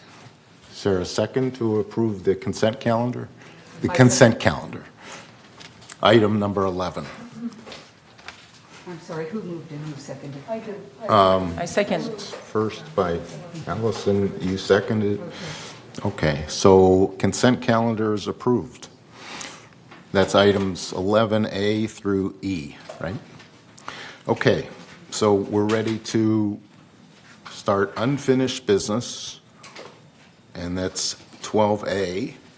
And 12A is entertain a motion to approve the recognition agreement for non-institutional lenders, July initial notification, revised August, postponed 28 days, notification for member review and comments to comply with Civil Code 4360 has been satisfied. So I'm going to ask Sue to read the motion, which is 12A. Well, it should be all at once. I'm sorry, I'm getting there, I apologize. I'm at the kumquat tree, so just, I'm getting there. Okay, take your time. Okay, here we go. Recognition agreement for non-institutional lenders. Whereas the United Laguna Woods Mutual Board of Directors carries a fiduciary financial obligation of the corporation, and whereas United Laguna Woods Mutual Bylaws, Article 3, Section 1, provides that prospective members unable to satisfy financial requirements may be approved for membership if another financially qualified person enters into an agreement with the corporation to become financially responsible for expenses associated with such membership, and that other person meets the financial requirements established by the corporation. And whereas a guarantor agreement has been developed to comport with the Article 3, Section 1 of the bylaws and has been in use for many years. And whereas on June 27, 2023, the United Finance Committee approved the United Recognition Agreement for non-institutional lenders, whose purpose is to research loan options and re-examine current policies restricting the use of private loans. And whereas a prospective member currently have two avenues available to satisfy United Laguna Woods Mutual financial requirements. One, they may qualify financially on their own merits with or without a loan from a qualified financial institution or non-institutional lender who have entered into an individual recognition agreement with the corporation. Two, they may obtain a guarantor who meets the financial qualifications established by United Laguna Woods Mutual from time to time. Now, therefore, be it resolved September 12, 2023, that Board of Directors of this corporation hereby approves the United Recognition Agreement for non-institutional lenders as attached. Resolved further, the Resolution 01-16-107, adopted on November 8, 2016, is hereby is superseded and canceled. Resolved further that the officers and agents of this corporation are hereby authorized on behalf of the corporation to carry out the purpose of this resolution. I so move this resolution. I second. Oh, Okay, it's been seconded. Okay, so just briefly before we go into discussion, because I know there's a lot of discussion that's going to be about this. This resolution has come before our board last month, and it was approved, and it went out for 28-day notice, and it's now today, where we're reviewing it again and are going to vote on it at some point after the discussion is finished. And so with that in mind, I'd like to go around the room and ask for director comments. And I'm going to not have the same director commenting 4 or 5 times on the same issue. Each of the directors are going to have a chance to comment on this issue 1 time or maybe twice, but that's it for 2 or 3 minutes. And so with that in mind, and then we're going to turn it over to members to have their chance to talk about it. So with that in mind, let's go ahead and open the floor to directors. And I know Maggie, she might have something to say regarding this. So if you wanted to have your chance to talk about this, Maggie? Yes, I would. First, I'll apologize to the Microphone. First, I will apologize to the ad hoc members for last time I said they could make bracelets of the loans they gather in United, and they're creating a recognition agreement for themselves. That is partially true, but it's kind of unkind and uncalled for. I was upset by the manner in which I was treated, and other members have been treated at the ad hoc committee meetings. We were told there would be no agenda, we must not sit at the table, there would be no comments or questions, and we had to remain silent. That was unusual, and it was bad treatment, and I felt we were treated badly. And still, there is nothing which limits the lenders. There are no qualifications, no requirements or limitations for the lenders. I have 17 questions here. I tried to ask some of them last week. I would like to have, instead of us fighting about this here, but I will fight about it here if I have to. I would like to move to postpone this discussion until we have a discussion with the board and the ad hoc committee members and get to ask all our questions then before we come back again another time to vote. I would like to move that resolution first. No second? I'll second. Thank you. Chair? Was there any discussion about that? Do we vote on that, or what? Yes. Okay, let's vote on it. So what's, no, at this point, this is between the directors.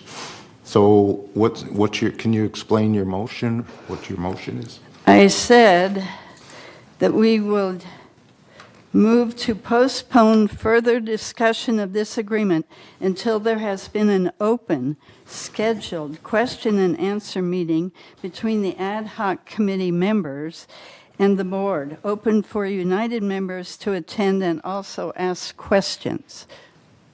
Okay. Is that clear by staff too? Do you understand the resolution or motion?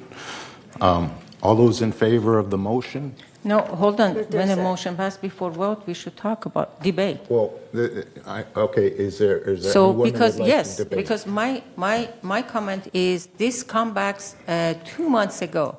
And things that maybe residents don't know, President Ross sent this resolution, this recognition agreement by email to all the directors. And 3 emails that we received that if you have any questions, please send it so we can send to the legal counsel, we send it to the ad hoc committee. All of these that Director Blackwell asked right now, it happened 2 months ago. And she actually sent, and other directors sent some questions, and all of those questions were considered. Some of them our legal counsel added to this one, and there is a reversion. That's what you're seeing in the second one. So after that, the email says, the last email that President Ross sent says, any question, read it, the document sent. None of the directors sent any question. Now she's coming back again and says, I have 17 questions. So is it a trick?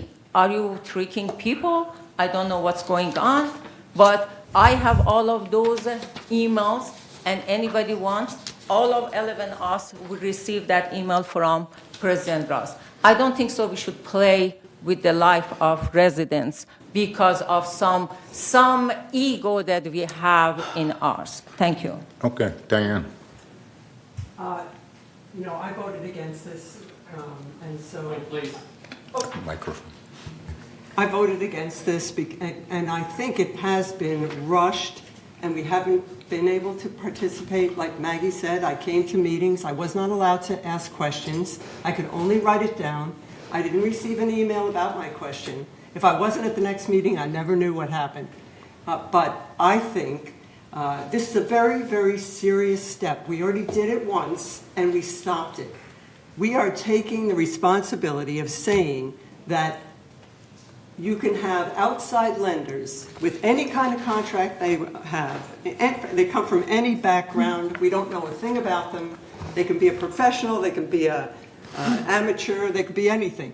And we're allowing this. Why can't we take a little more time on this and look at it again? I see in the revision, we're only supposed to add 2 things, and that was the modification to the third paragraph and number 16. And now we've got extra things in here and no red line in this packet.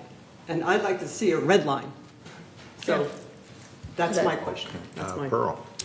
My comment is, I basically think that this resolution is very important. At some point, we are going to need some type of lending, mainly because our value of our property has gone up, and it's very difficult to have anybody come in and buy property with cash.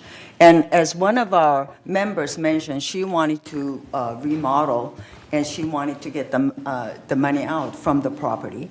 Or somebody is looking for the cost for the surgery, and they don't have any cash, but just have a clear property, and they want to take some money out. And these are very, very valid points, and some people might like to invest. Because this is such an important issue, it also requires transparency. And I feel that we always talk about our property value is going to go up. It's going to increase the real estate activity. It is clearly a real estate related issue. We have 2 licensed real estate agents on our board. We might even have potential lenders in our board. We have no idea because a couple of directors chose not to answer if they consider being a lender. So I think these things has to be ironed out, and this resolution is a very important resolution for everybody and can bring huge benefit. But I do feel that we need to iron out some of these details, and I do feel if there's a conflict of interest with the real estate agent and the potential lenders, they ought to recuse themselves from this resolution. And if we feel that we heard from the attorney, I haven't heard anything from the attorney. It might have been a private conversation between this committee and the attorney. The attorney should be present, either in person or on Zoom, and give us his position regards to this conflict of interest. And if not only the conflict of interest in this matter, as the board directors, we also have a code of conduct. We should not get involved ourselves if there is a question of conflict of interest. And I feel that that matter needs to be dealt with before we can vote on this resolution. Thank you. Okay, so let's talk to the resolution of Maggie's resolution, not Lenny, the recognition agreement. Lenny, can I just say something? Wait 1 minute. Were you next, Vidya? I guess go ahead, Vidya. Okay, so I think this issue involves 2 separate things. Number 1 is whether what is being proposed is an acceptable thing of going forward. And the other thing is who should be voting on this issue. There's 2 separate issues involved here in my mind. And what I heard the last time around, there was the attorney has not been present. I would like the attorney to give his opinion clearly on a conflict of interest, which should go on the record for everybody to know. They should, the entire United family should know about this. And it's not just and I'm now addressing the second part, it's not just whether something is right or wrong, or, we uniformly pass things that individually we may not agree with, but if the general board passes it, it passes. There's nothing personal here. My question is more to do with the propriety here. We are bound by the code of ethics. I know as an attorney that even if there's a semblance of impropriety, one should not be indulging in that. And I think that same standard should apply to the board of directors. We have a fiduciary duty to the people out here who we represent. And if there is something that just doesn't look right, smell right, whatever it is, then it's not right to do it. If you have two members here who have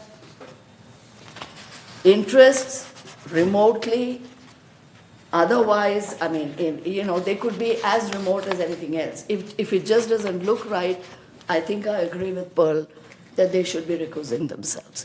But that comes for the voting part of it. I'm not even addressing this other issue, so I'll get to that now. This issue, like Maggie said, I don't know for how long this has been, but the answers provided have not been satisfactory. I would need an answer myself before I can even vouch or vote for any of the validity. It doesn't matter if it's one email or two emails. This is too important an issue. We are playing with other things besides the dramatization of a life or something. This is not a life situation here. This is a financial proposition. It's not like an epidemic. It's not a life issue. We need to give this more consideration. I think this is being rushed. I think we need to take a deep breath here, get these issues ironed out, and then take a vote on two things. One is the actual proposition, the actual resolution of what is being proposed here, and the other one is who should be voting on this or who should be recusing themselves on it. So there's two issues. So, President, can I respond? No. Cash, I think you were next. As a registered real estate broker, I'm going to recuse myself from this discussion further. Okay, can I? Okay. First of all, those people that says that who should vote or not vote or recuse some people, I'm sorry to say, didn't understand the word of non-constitutional. So if somebody knows what does mean that non-constitutional or private, all of us should recuse ourselves. Because private lender could be anybody. Could be Paul that's sitting here, could be that person sitting here, could be Shiban, could be me, could be you, could be everyone. Could be my sister that wants to give a loan to me. So very obviously, the people that's saying this one didn't understand this resolution, didn't understand that who is. All of us should recuse yourself, and every single one, because it's private, is not constitutional. Constitutional is different from non-constitutional. We already have constitutional. If some people and something changed, they can use that recognition agreement. Mr. Dick Ryder, again. Yeah, I'm going to ask. Please, Mr. Ryder, again, you are interrupting. Okay. So this is non-constitutional. Okay, so number one, I hope it's clear for everyone.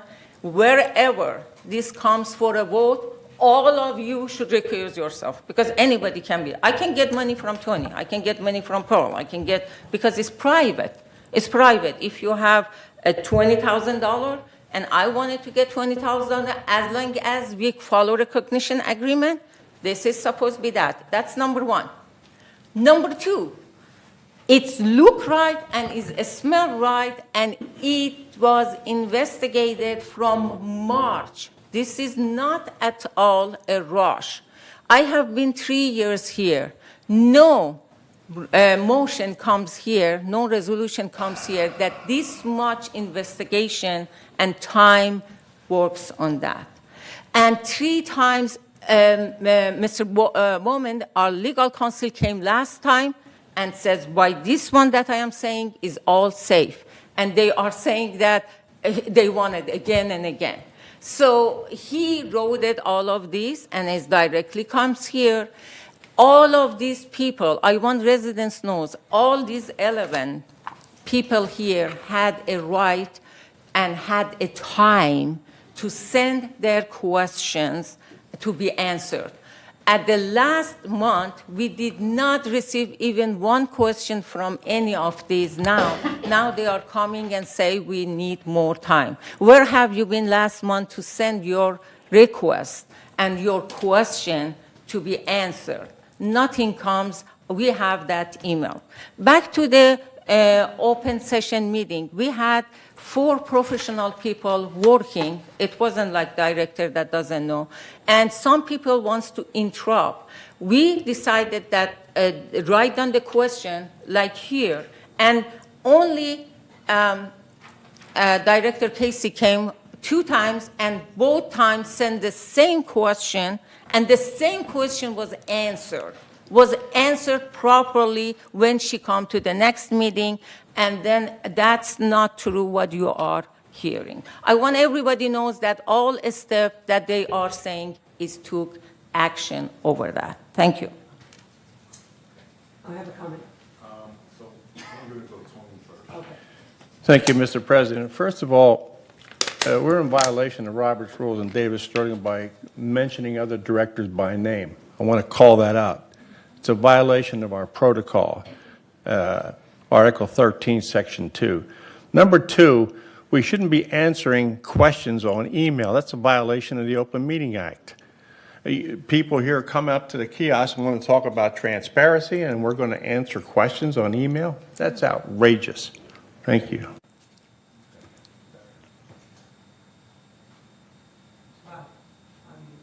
was a mistake. I did ask more than one question, and I believe I was at more than 2 meetings. Now, I did answer and revised a lot of language in the first draft, and all of my revisions were corrected. But I got an email before that saying that they were all, they shouldn't be redone. It shouldn't, you shouldn't get 60 days to pay your bill, to pay your loan instead of 30, So all the different things that I asked for were changed, and it's because I had a red line copy and a good draft. And so now this one is, I don't know what's changed in here, because before it was said that there were typos, but they weren't typos. They were actual verbiage that was changed. So I think we need some more time. Let's go back to the motion, the original motion, which was Maggie's motion, to, you want to read the motion? Point of order. I'm going to go debate. Point of No, order. it is not debate. If you want to end debate, you have to make a motion to the previous question. You just can't arbitrarily end debate. I thought we were going to go around. Yes. We're talking about this motion right here. Right, well, that's the motion. Okay. That's So, for the we motion. will. So, does anyone else want to speak to Maggie's motion before we vote on it? Okay, Sue, go ahead. First off, I am personally very disappointed that the attorney is not here. I put in several requests asking that the attorney be present. And because I knew there were going to be a number of proposals, and I thought it would be very helpful to have our expert here. And I think we really need him. And so at this point, I think we should try to get him on the phone to answer some of these questions and to find out, because I am concerned about some of the things that are being said, that realtors cannot vote on this. I disagree with that, and I would like to have an attorney answer that. Because if we are saying that realtors can't do this, then why aren't we saying bankers or anybody with personal means or anyone on this board should not be allowed to provide a loan? And maybe we shouldn't. I don't know whether or not that should be done. So I would really like to get some professional advice as to how we proceed. So I would like to talk to someone who is our attorney and or represents us. Okay, go ahead, Azar, one more time. Again, one more time, I wanted to repeat, this is a non-institutional, and at any time, anybody can bid. There is no way that this month, next month, it is clearly like that everybody, if you have it and I come from you and I want $20,000, you follow the rules of the recognition agreement, yes, you can loan to me. So anytime this comes to the board, this month, next month, 3 months from now, every director is kind of they should excuse themselves. So let's put it aside. Do not talk about this. This is a private person. So I can take it from her, I can take it from employee, I can take it from anybody alone. So that's number one. So please do not talk about and confuse that one with other. Regarding to mentioning the question that answered, yes, as I said, director sends some concern, and then those concern, as you heard that the director mentioned, I am not saying name, I agree with Tony that we should not mention name. Point of The director order. said, excuse me, I'm talking about Point exactly of the order. question. So Point the of order. all of The those, motion is all of to those information delay. was all of information was The motion correct. is All of the to correction, excuse me, wait, you put it cannot over. talk But I about know it. you just keep going The on and on. motion Yes. All right, is Same for you. postponed. Same for you. What I said now. Same for you. You can't say what you say again because I said something? Come on. Why are you Yeah. angry? Because all of them said is just change. You are No. We're going to end debate unless another director who hasn't spoken Yeah. would like to speak to this issue. Allison. Thank you. Thank you.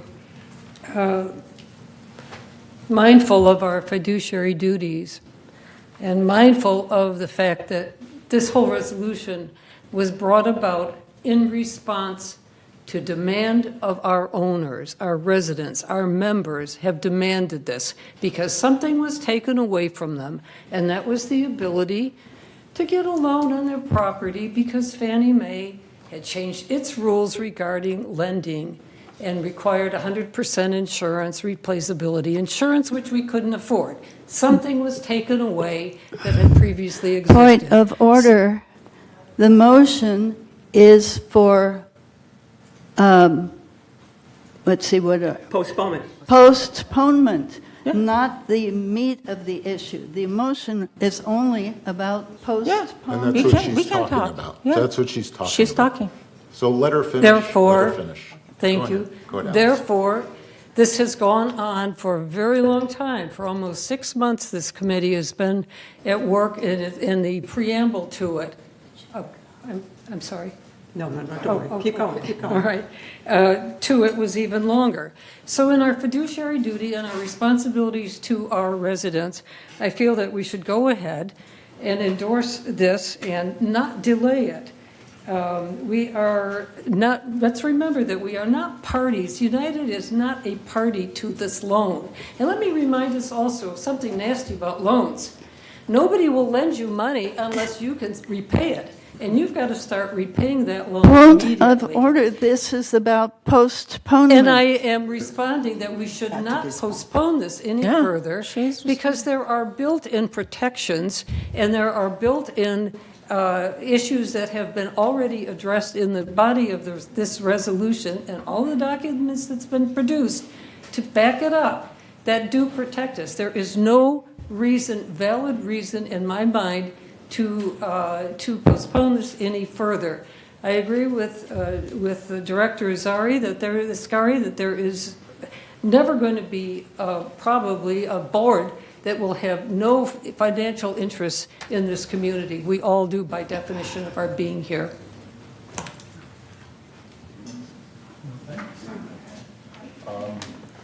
Any other directors who haven't spoken to this issue? Okay, so I'm going to open it up to member comments about the motion. Remember, we're talking about the motion that Maggie made. Decorator 270D. Pearl mentioned that perhaps this should go through, but there may have to be some changes. Well, the thing I'm concerned about was brought up, no lawyer here. So you're arguing about whether somebody should recuse themselves. The code of conduct is mandatory for binding in all directors, officers, committee members, or other volunteers united. Directors and committee members must immediately disclose the existence of any actual and potential conflict of interest relating to themselves, their membership, or manner. It's clear, but you need to have a lawyer present to help you out, to discern and talk about this. So the recusal issue requires a lawyer. That's why the lawyer should be here. And I'll give you another one. I wanted to come up, I'm not saying I'm against the resolution, but I wanted to present something that occurred to me, and it's in the resolution now. It says you can't have a guarantor and a lender. But I came up with a thought where you could get into a situation where somebody may need the guarantor, and they also have a lender. Where's the lawyer so I could ask the question? You guys aren't going to be able to answer it. You need to have the lawyer present to answer. Maggie says she has 17 questions. You didn't hear them. You're voting on a resolution for which you haven't heard all the things that she wants to bring up. You need to have a lawyer present. Okay. And the idea that there is no red line, I have to tell you something. I read these things. And I couldn't find myself. You got 9 pages of fine type, and the lawyer was going to make changes. I couldn't tell where the changes were made because there's no red line. So you're asking residents to come up and say, we have some questions or doubts or you know, comments. How do you find out what it is without the red line version? You need the lawyer present, and you should probably wait until the lawyer votes or tells you whether it should be recusal, whether Maggie's questions or my questions or anybody else's questions should be addressed, not by the board who are not experts. Okay. Next speaker is Tony Mandel.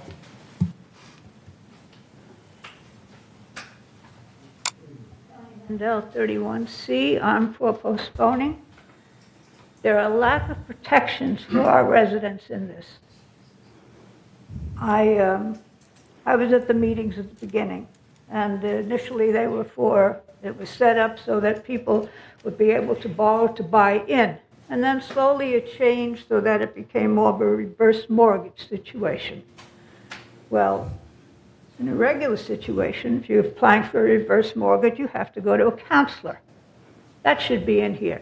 People applying for reverse mortgages have to see a counselor before they apply. I asked at one point, are there any restrictions on the interest that could be paid? And one of the bankers answered very flippantly, whatever you can get. That should put a chill through everybody. There are no protections for our members in this, and there must be. We are a co-op.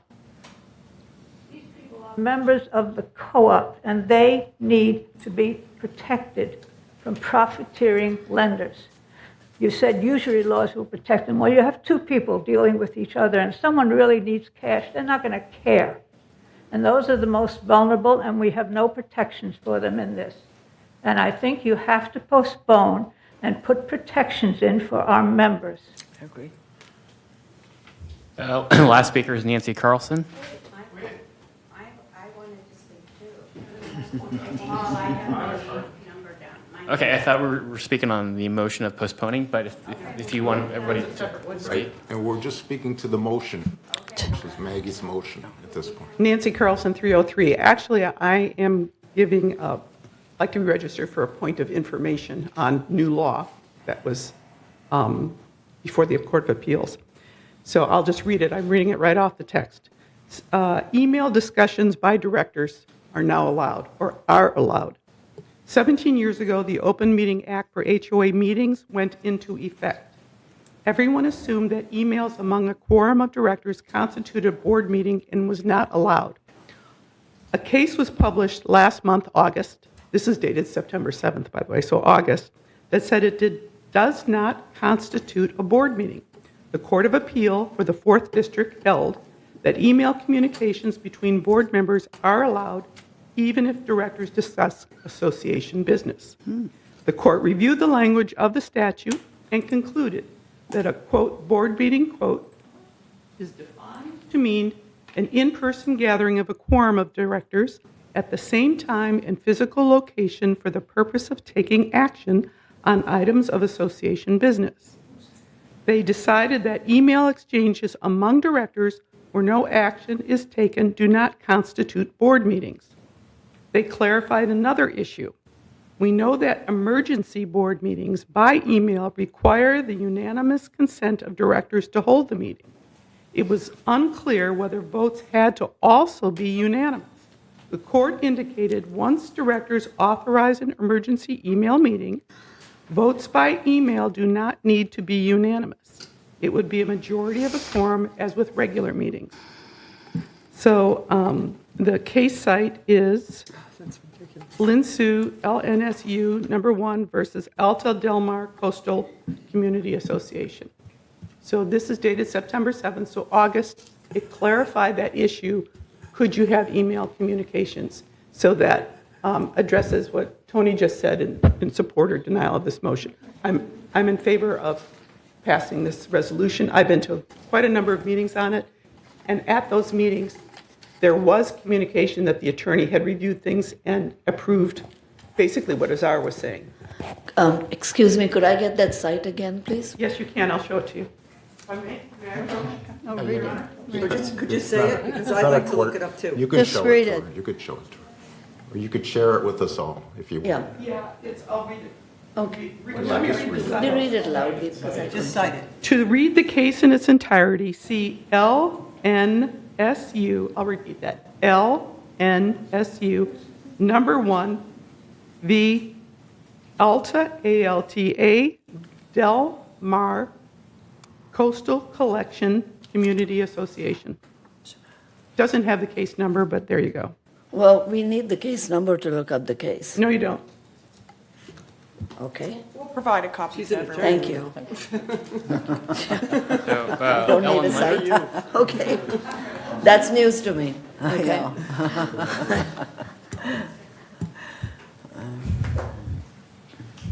Ellen Leonard. I've been in the mortgage industry my whole life.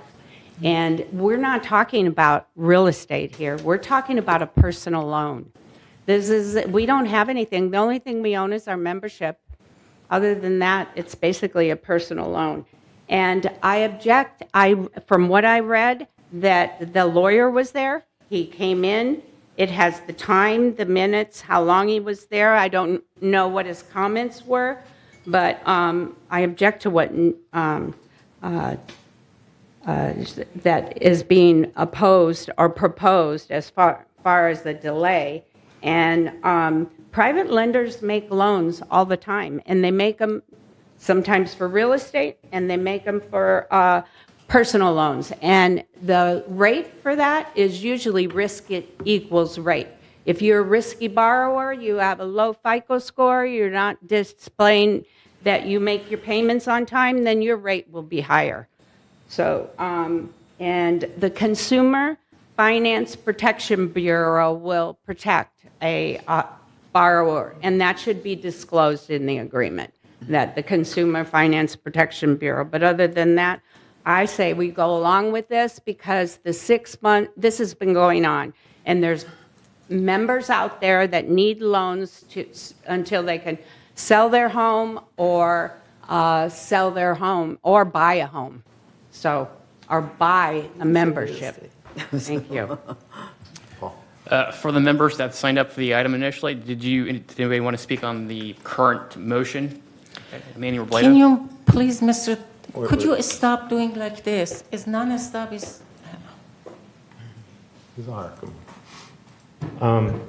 I'm Manny Robledo. I'm a member 280P on Avenida Carmel. I want to make it clear that I'm speaking as a member here. With regard to this recognition agreement, for those who understand what a first trust deed is or trust deed is, this is similar to a trust deed in that it gives the lender security so that they can foreclose on the stock certificate on the unit. And what it says is United recognizes the lender as having a lien. Now, United is first because we want to make sure that our assessments are paid. And I admire the ad hoc committee. They went through in painstakingly detailing and went through it. And they did protect United. Director Blackwell brought up an issue that the residents weren't protected, and I actually provided some comments to the committee about adding the requirement that all loans go through escrow. So with the loan going through escrow, the borrower is guaranteed to get the money. So you don't have backdoor deals. So there is protection. With regard to qualified lenders, that's going to reduce the pool of lenders because right now, a lender on this would have to accept our insurance. They'd have to accept being second behind United. There is a niche market for it as portfolio lenders to loan. I think there was an ad in the Globe prematurely saying mortgages are back. I think Barron's Capital was doing that. So there will be portfolio lenders. It will be higher than Fannie Freddie. Let's say Fannie and Freddie are 7.5. This may be 10. Okay.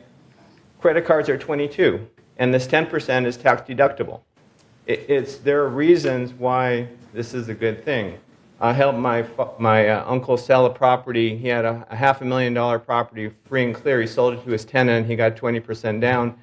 He enjoys, it was a while ago, 4% interest on that money. Otherwise, he'd have to take that money and invest it. So this opens up to seller carryback mortgages to family members who want to invest their money. My mother has money. She could loan it to me and make 4%, And I think the protection is in place, requiring the loans to go through escrow. But for us as United to get involved with the details of the loan is not appropriate. It's like us recommending contractors. Oh, you can only use this contractor, United. We don't do that because we open ourselves up to liability. So I think the attorney has opined that it is legal. Unfortunately, he's not here, but I encourage people to pass it today. And it is a legal document, and it does what it's intended to do. Let's vote. Other member comments? Okay. Now let's go back to the vote. I think we're ready for the vote of the motion. Lenny, may I indulge you? I don't think it says in there that it has to go through escrow. I think it says. 16, sir. Out of order. Okay, let's not argue. So I just wanted to point out that I think finalize if you your point. It does have to go. Are you done? I think if you look at it, I think as I recall, it says the certificate be held by escrow or some other party. It doesn't require it, and I think he was saying it does require it. But as I was saying, I have a question, and I'm going to tell it to you now, and I need to have an answer because you may want to revise something in this thing. Here's the question. A resident has a large medical bills, operations, they're in rehab. And now they default. They can't pay the lender. So a rich uncle comes along and says they're willing to be a guarantor and cover the HOA fees and the loan. Tom made a recommendation, which is now in there, and it says you can't have a guarantor and a lender. Why would we want to put something in that would prevent a situation like I said where somebody wants to rescue the person? That's the kind of thing where you could go through a bunch of things and say, we need a lawyer's opinion. That's my point. Okay, okay. So let's, to the motion, okay, can staff read back the motion? It's here. I do have it written down. Director Blackwell made an amendment to the original motion requesting to postpone further discussion of this item until a scheduled Q&A forum has been provided at a committee meeting, and then Director Kale seconded. Okay, so that's the motion. So we're going to vote for it at this point, so, or against it. So use So we your, cannot use answer your the computer. question? I think we've already talked enough. So let's go ahead and vote in progress. So vote yes or no or abstain. Oops. That is yes to postpone? So and no- yes to postpone Oh, I see. or no to not postpone.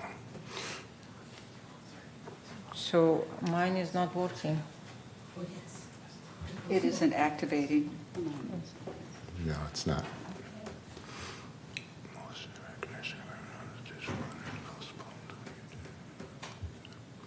Director Casey, what's your vote? Yes.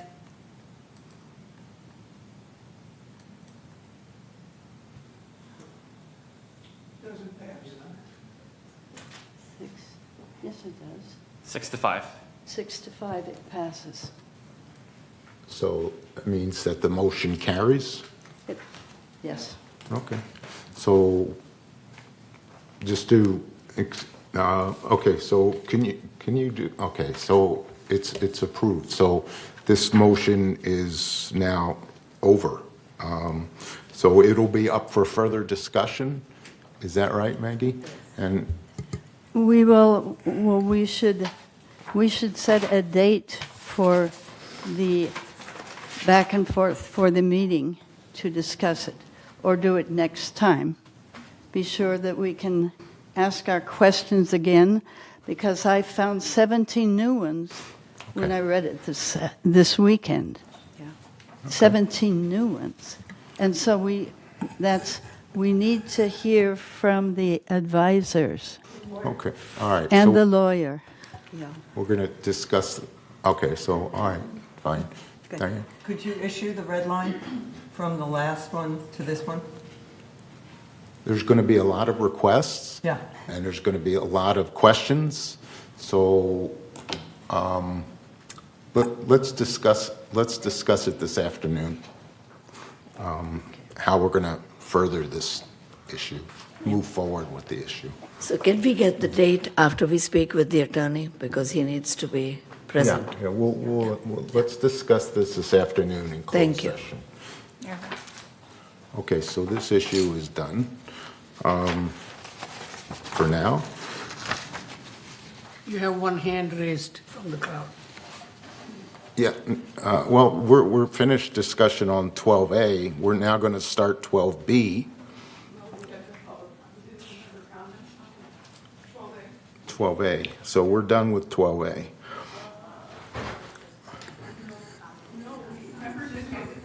Yes, they did. Yeah, they did. Yes, they did. Yeah. You You did did it. twice. Done.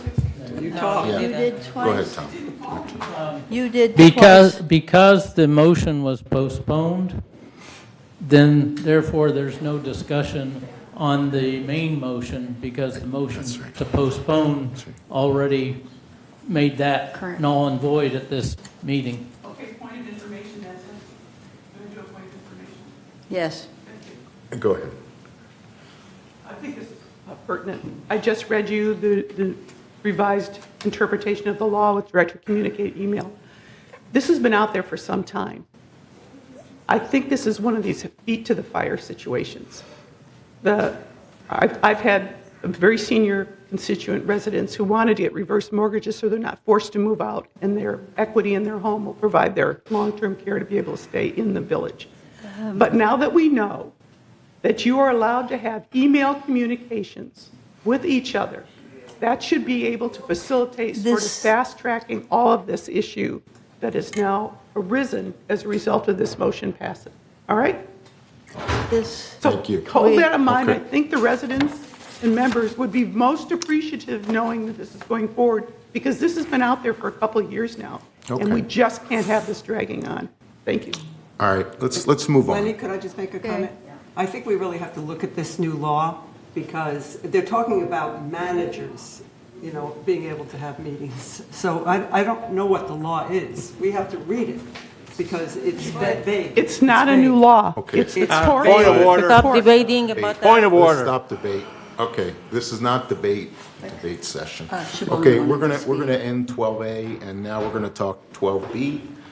Entertain a motion to approve the revised rules for committee meetings. Right. August initial notification, 28-day notification for member review, and comments to comply with Civil Code 4360 has been satisfied. So Sue, can you read 12B? Yes. Rules for committee meetings. Whereas the board adopted the Open Meeting Act protocol and procedures to establish guidelines, protocol and procedures to conduct board association business, and whereas the Governing Documents Review Committee is tasked to review policy and processes for consistency, clarity, and efficiency, and whereas the committee has recognized the need to establish rules for committee meetings based upon Robert's Rules of Order. Now therefore be it resolved, September 12, 2023, the Board of Directors of this corporation hereby adopts the following rules for committee meetings. The chair of a committee or two committee members may call a committee meeting. A committee can originate recommendations and motions concerning subjects within its area or responsibility without specific instructions from the governing board. A committee should consider particular motions referred to it by the board of directors. A committee acts validly if its decisions are agreed to at a properly called meeting of which every committee was given proper notice. A committee can provide recommendations and actions only if a quorum of its members are present in person or electronically. At least one member of the committee must be physically present. 7, after the presentation of a staff report, a member of the committee may make a motion to accept staff recommendation or to act upon the report. 8, the chair can make motions and vote. 9, residents may be heard during member comments. 10, residents may be heard during member comments. 10, residents may be heard on an issue after committee members' discussion and before the vote is taken. 11, a committee may vote to refer for future consideration an issue suggested by a resident. Resolve further that the officers and agents of this corporation are hereby authorized on behalf of this corporation to carry out the purpose of this resolution. I so move. Okay, it's been seconded. Discussion, yeah.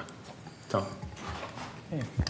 I move we amend that number 6, that at least one member of the committee must be physically present if the meeting's to be scheduled at a physical location. I.e., if a Zoom meeting's called, it doesn't have to have a physical location. Okay, good. So I make that amended motion. I second. Okay. So we take up the amended, Right. this So- amended So vote- let's vote on motion. the amendment. Okay. Or any discussion about the amendment before we vote on it? Right? So any discussion on the amendment? Okay. The amendment, but on other. So on the amendment, all those in favor, raise your hand. Or I get you, we vote on here. Vote on your computer. Okay, can I Director can I Kale, ask a what's your question vote? or not? Wait, hold on. Yes. Well, I have question before vote. Well, we've already voted. So, So because during the COVID, you can go to vote before, when something comes, we have to discuss. I mean, during the COVID, all the meeting was on the Zoom. If there is nothing to be, although this board meeting was here physically, and then the name was board, but no one comes, and we don't know that COVID or another things coming again. This is wrong even to be here, that mandatory that somebody should be there. I mean, this is not. so what's your vote, against the amendment or for the amendment? Point of order. Yeah. Chair has called for a vote. Yeah, and so how's the vote turn out? We're still waiting on Director Liberatore. Oh, this thing's not working. What's your vote? I can put it on there for you. Oh, you have it there. And Director Asghari? No, you can go to vote without discussion. Well, there was no 1, 2, discussion. I 3, didn't 4, hear any 5, discussions. 6, What 7, happened 8, to the Zoom 9 to meeting? 1. We're talking about the amendment. 9 to 1, it passes. Okay. It's not- We haven't talked about the resolution. I know, I have. So let's talk about the resolution now. We are So- back to the so resolution. We go back to the resolution now.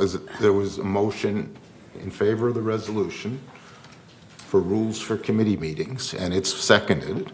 So now we have discussion about the resolution for the rules for committee meetings. I just have a spelling error here. We need a word here on number 4.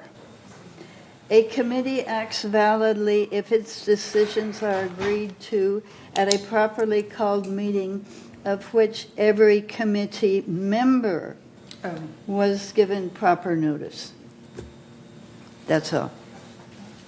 Are you moving that, Maggie? Just a It's typo? the typo. Okay. Okay. Now, can we talk about that? Could you repeat the Scrivener's error? Okay, after the word committee, it's committee member. On item 4, right? On item, okay, thank you.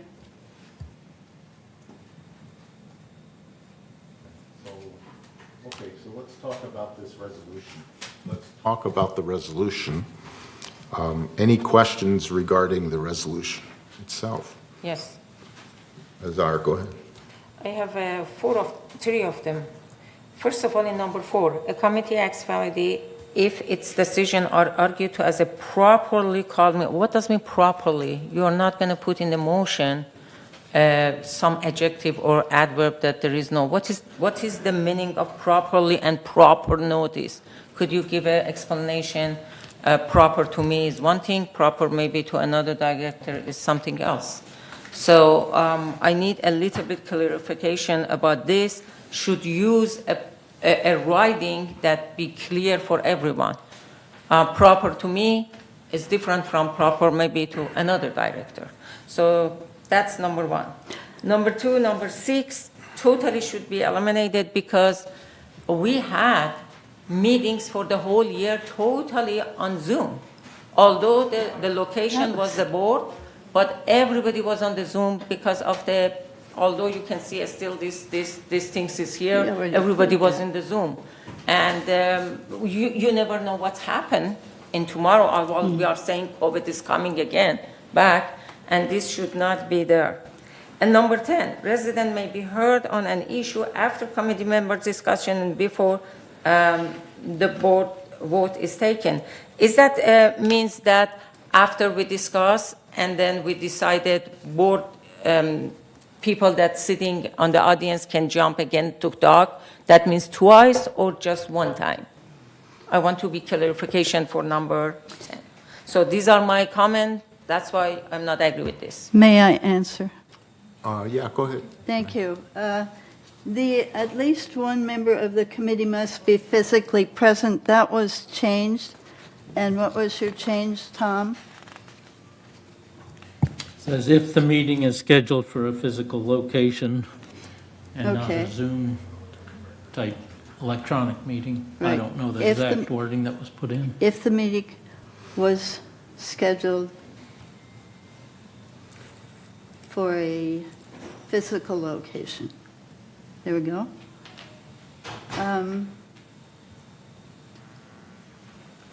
Let's see, the other one is the proper place for resident comments is after we have had our comments, but before we vote. If they don't get to speak to us before we vote, then why let them speak at all? That is the traditional way, and that's what we follow. I can't remember, what was your other question? Well, you didn't answer any of them yet. But number 4, they said a committee agreed to a properly called meeting and proper notice. I mean, what is this? The proper- Blue Book tells us what is proper. Just write down exactly what is here. It's in because- accordance with the Davis-Sterling Act, the Civil Code. Yeah. I'm guessing they didn't want to cite a particular section because it changes from time to time? Because in the finance, we said proper to the civil code number this. If you read it a few pages before, everything that we write down, we make a refer to the civil code based on this. If you don't want to write down the whole, you can send the refer to, or you can say agree to the civil code number this and civil code number this. But proper things is not definition. Write down the civil code. What is the civil code? You did it. Okay, so This is, okay. We have an agenda here. If you look above the line, it says, "The purpose of this meeting is to conduct the regular United Mutual Board meeting in accordance with Civil Code 4930 and is hereby noticed in accordance with 4920. Every agenda has a quotation similar to that. Agenda, you're talking about, read it. I'm going to read All right, again. let's not- A committee acts validate if its decision or agree. You're let's not- talking about committee, not agenda. Okay, you've had your chance. Maggie's had her chance. Is there any other interested discussion on this? No, I call for the vote. Okay, you call for the vote. Yeah. Do we have a second for the vote? Or do we need a second for the vote? If you call for the vote instead of, is discussion over? The motion to Point of call for order, a are we vote. asking for the previous, ends a motion for discussion. the previous question to stop debate? That's what she's asking. All right, that requires a two-thirds majority. Two-thirds vote. If you just, Oh, it wasn't seconded. I withdraw it. Okay. Okay. I All right, just let's- think we're losing time here today. yes. We are, but that's. Yes, any- I think this all needed back to the committee and write down the number of civil code, like the finance we are doing. Civil code 2241. Okay. Let's vote. All right, that's your opinion, fine. Okay, so any other discussion before we go to the vote? Okay, let's go to the vote. So all those in favor of the rules for the committee meeting as amended,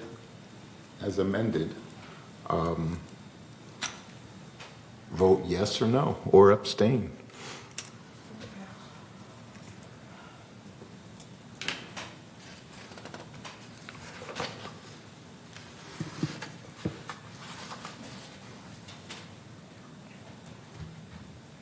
Yes, no, 5-1.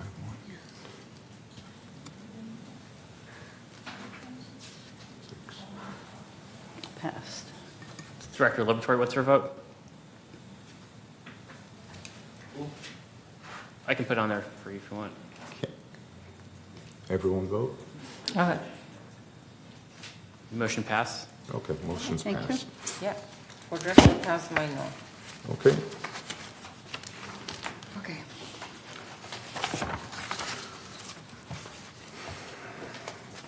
New business.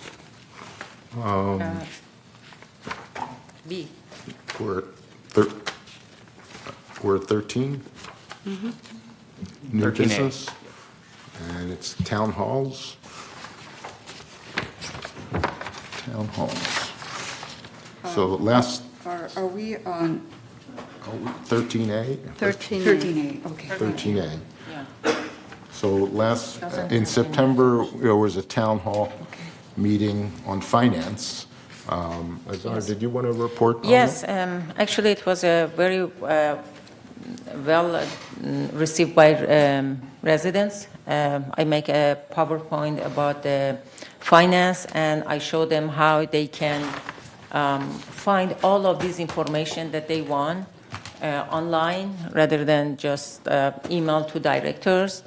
And it was very informative. Also, talk about the investment change and talk about this private loan. Many one was in the favor, and basically no really questions collected. It was very good, well resolved. Okay, good. And then for October town hall, I think Pearl and Maggie and Diane are going to be moderating a program as far as lodgers. Is that right? Yes, And that's going to be at the October town hall. right. Okay. Which is an important issue for us that we're going to be taking up. Right now. Right. Okay. What's the date of that, October? Do you know? I don't know. Okay. October Town Hall. It's the second Friday, I think. But anyway, okay. After the board meeting or before the board meeting? Before. Good. I think it's before. Excellent, perfect timing. Thank you. Okay, and then we're going to, item number 13B. Right.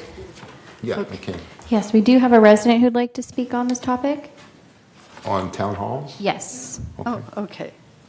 Dick Rader, 270D. At some point, would the board consider having Chuck Holland come in, who's our IT specialist, and talk about the type of savings or efficiencies, increase in efficiencies regarding the new software they'll be coming through? I think that's important because residents are always concerned about rising HOA fees, and they can see that VMS is making considerable efforts to save money through efficiencies. Okay, thank you. Okay, so we're ready to take up 13B, which is entertain a motion to approve the lodger policy. September initial notification, 28-day notification for member review, and comments to comply with Civil Code 4360. And so, Sue, would you Yes. review this?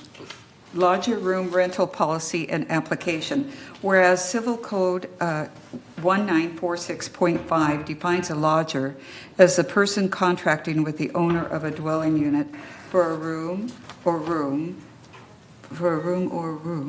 and board within the dwelling unit personally occupied by the owner, where the owner retains a right of access to all areas of the dwelling unit occupied by the lodger and has overall control of the dwelling unit.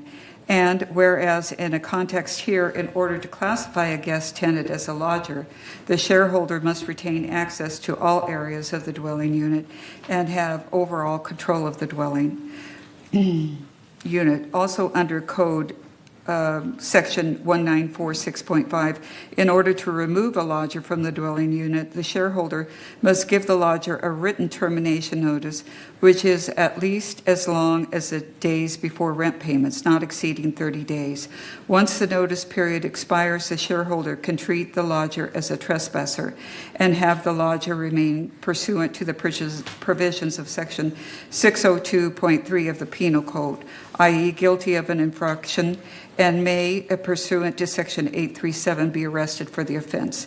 And whereas the United Mutual Board recognizes the need to adopt a lodger room rental policy and application to ensure compliance with Civil Code 4739 and United's and GRF's governing documents.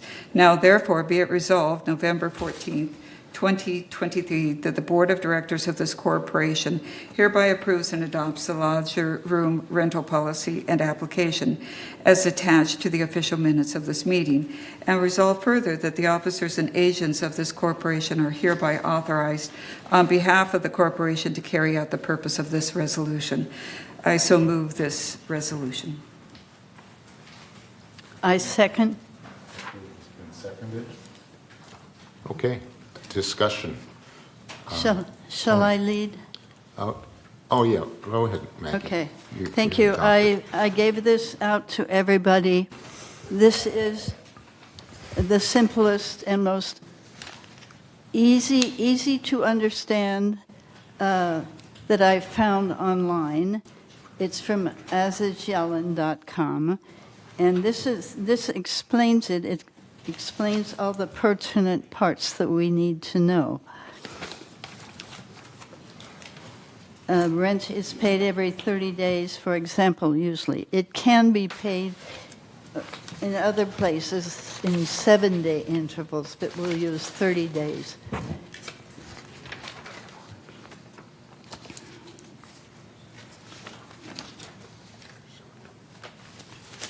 So being a lodger is also being a co-occupant. So the lodger will fill out all the co-occupant information, will pass the, will have to do the credit checks, and will have to do the criminal background checks. So all lodgers will have to do everything that the co-occupant does. And every non-member resident of the village should be on record as a co-occupant of some kind. There should be none other than guests who are limited to 60 days. So all of these materials are the same as for occupancy. The lodger will not be able to ask for an alteration or ask for a service call unless we have one of these things signed which says they can do so. So otherwise, a lodger may not call the office and say, I'm going to do this, or can you come and paint this, or can you do this? It needs the member's signature, and the member must always be in residence when the lodger is there. This is from the state's desire to get everybody into a residence somewhere, and it will also help those who might need a co-occupant but don't want to sign them up for a year. They can do for a few months or whatever they want. They will be protected because of the forms they have to fill out. We will not be a party to that, but we must have on record all of this information. So this will continue on for a year if that's what they decide to do, and then will be renewable for the next year, month by month, as long as the two determine they can live together. The simplicity that the state put in was that if the member retains the right to access to all parts of the unit, that's where the declaration of trespass allows them to release, after a month, release the person from the agreement and send them away. Say if you've got a hospital date, you're going in for 3 months. Do you want the lodger there? Maybe yes, maybe no, it's up to you. And so if you say no, or your family says no, then you send them away for those months, and later they can return on your request and just renew. So it makes it a little easier to get a lodger and a little easier to get rid of a lodger so that you don't have to go to court. That's the idea. It is the law, and we are complying. There can only be one lodger in a unit. And if the lodger is the third person, then they have to pay GRF the third person fee. They will be issued a card, and they will be issued an RFID sticker and so on, just like a regular co-occupant of any kind. Any questions? Anthony? Thank you. My thing is exposure here. You know, people are people, and a lender and a lodger at some point in time are going to have some disagreements over what? Over money, over I don't like the paint, or whatever. So I'm worried about exposure. Should we have we don't want to get involved in some kind of legal thing between a lender and a leaser. So should we have a hold harmless signed by the lender to protect the corporation from getting involved in a lawsuit? Yes, Thank you. this is in here. So we are not interfering between the two. We are not responsible for one against the other unless one is breaking any regulations or rules. But I didn't hear the word hold harmless. I'm sorry, which? I did not hear the word hold harmless. It can be used in a court. Well, let's I- look for it. It's there. I have another question regarding to page 828. In the general information, they said number 2, the last sentence, They said this larger room rental policy applies to only one lodger. Only one lodger per unit is permitted. Why? If it is a couple wants to come and taking care of the Nope. other person, so why not? That's the question. Why Then not? you get them as co-occupants. If you want them, you have a longer deal. If a lodger is one, it's one.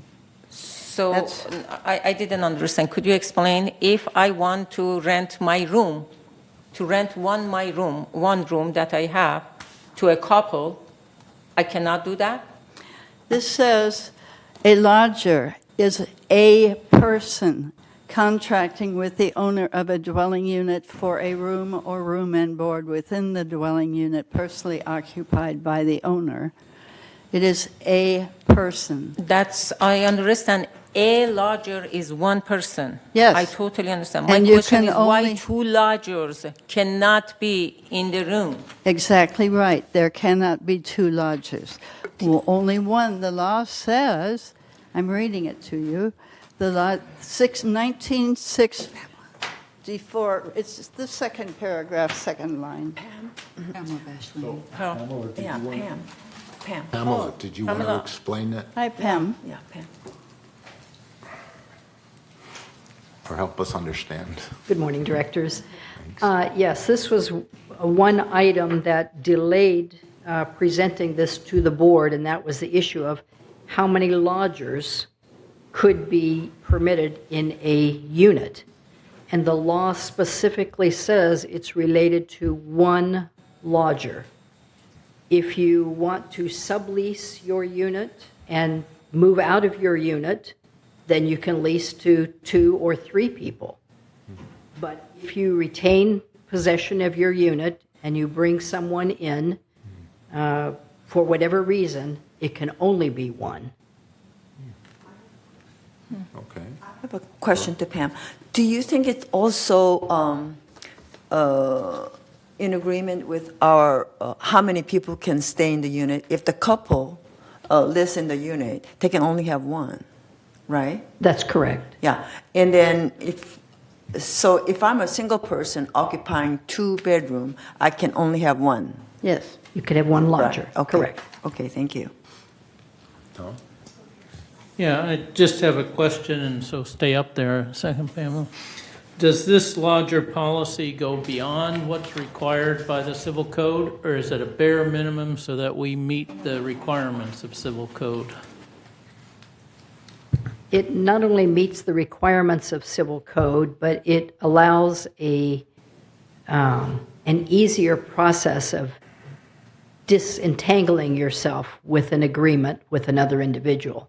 So I think the committee members and board members who participated in this discussion were concerned that members have to go through an unlawful detainer action, which is takes a lot of time, and it takes a lot of money to accomplish that. This is a civil code that has been on the books for a couple of years, and it really was brought to the committee's attention by one of the advisors who vigorously lobbied for a lodger policy rather than a Sublease. policy for these situations. So the distinction is you can sublease your unit, move yourself out, and let someone else have all of the privileges of residing here. Or if you wish to remain in your home and you wish to have somebody with you, as long as that is only one person, that is allowable. So it has added protections for the member. Yes. Thank you. Pamela, but please stay with us and just make sure that I'm accurate on this. But I was part of the Governing Documents Committee when we were working on this, and we spent hours and hours, week after week, with staff and with our board members and our advisors. And what we wanted to make clear was that this is a policy that is for the association. This policy protects the property of the association while trying to also protect our residents. However, you should have your own personal agreement with your tenant. We are not, in this policy, trying to tell you that this will cover you.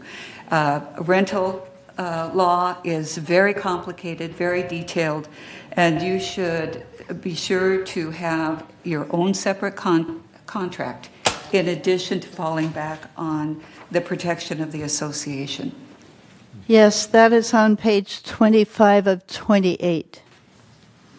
The undersigned acknowledges receipt of the lodger room rental policy and acknowledges that it does not represent any direct or indirect liability on behalf of United Laguna Woods Mutual, the Golden Rain, and so on, and VMS.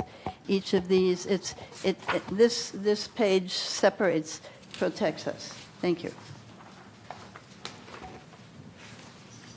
Any other questions for Pamela? Yes. Yes. What is the process for the, how can I say this one in the public? Is in the health issue that some lodgers might have. For example, we have an issue that someone is not mentally healthy and then make problem for the other person. So what is the policy right down here so we are not getting involved? Because right now we paid lots of legal fee for that single problem that we have and is not solved for 2-3 years yet.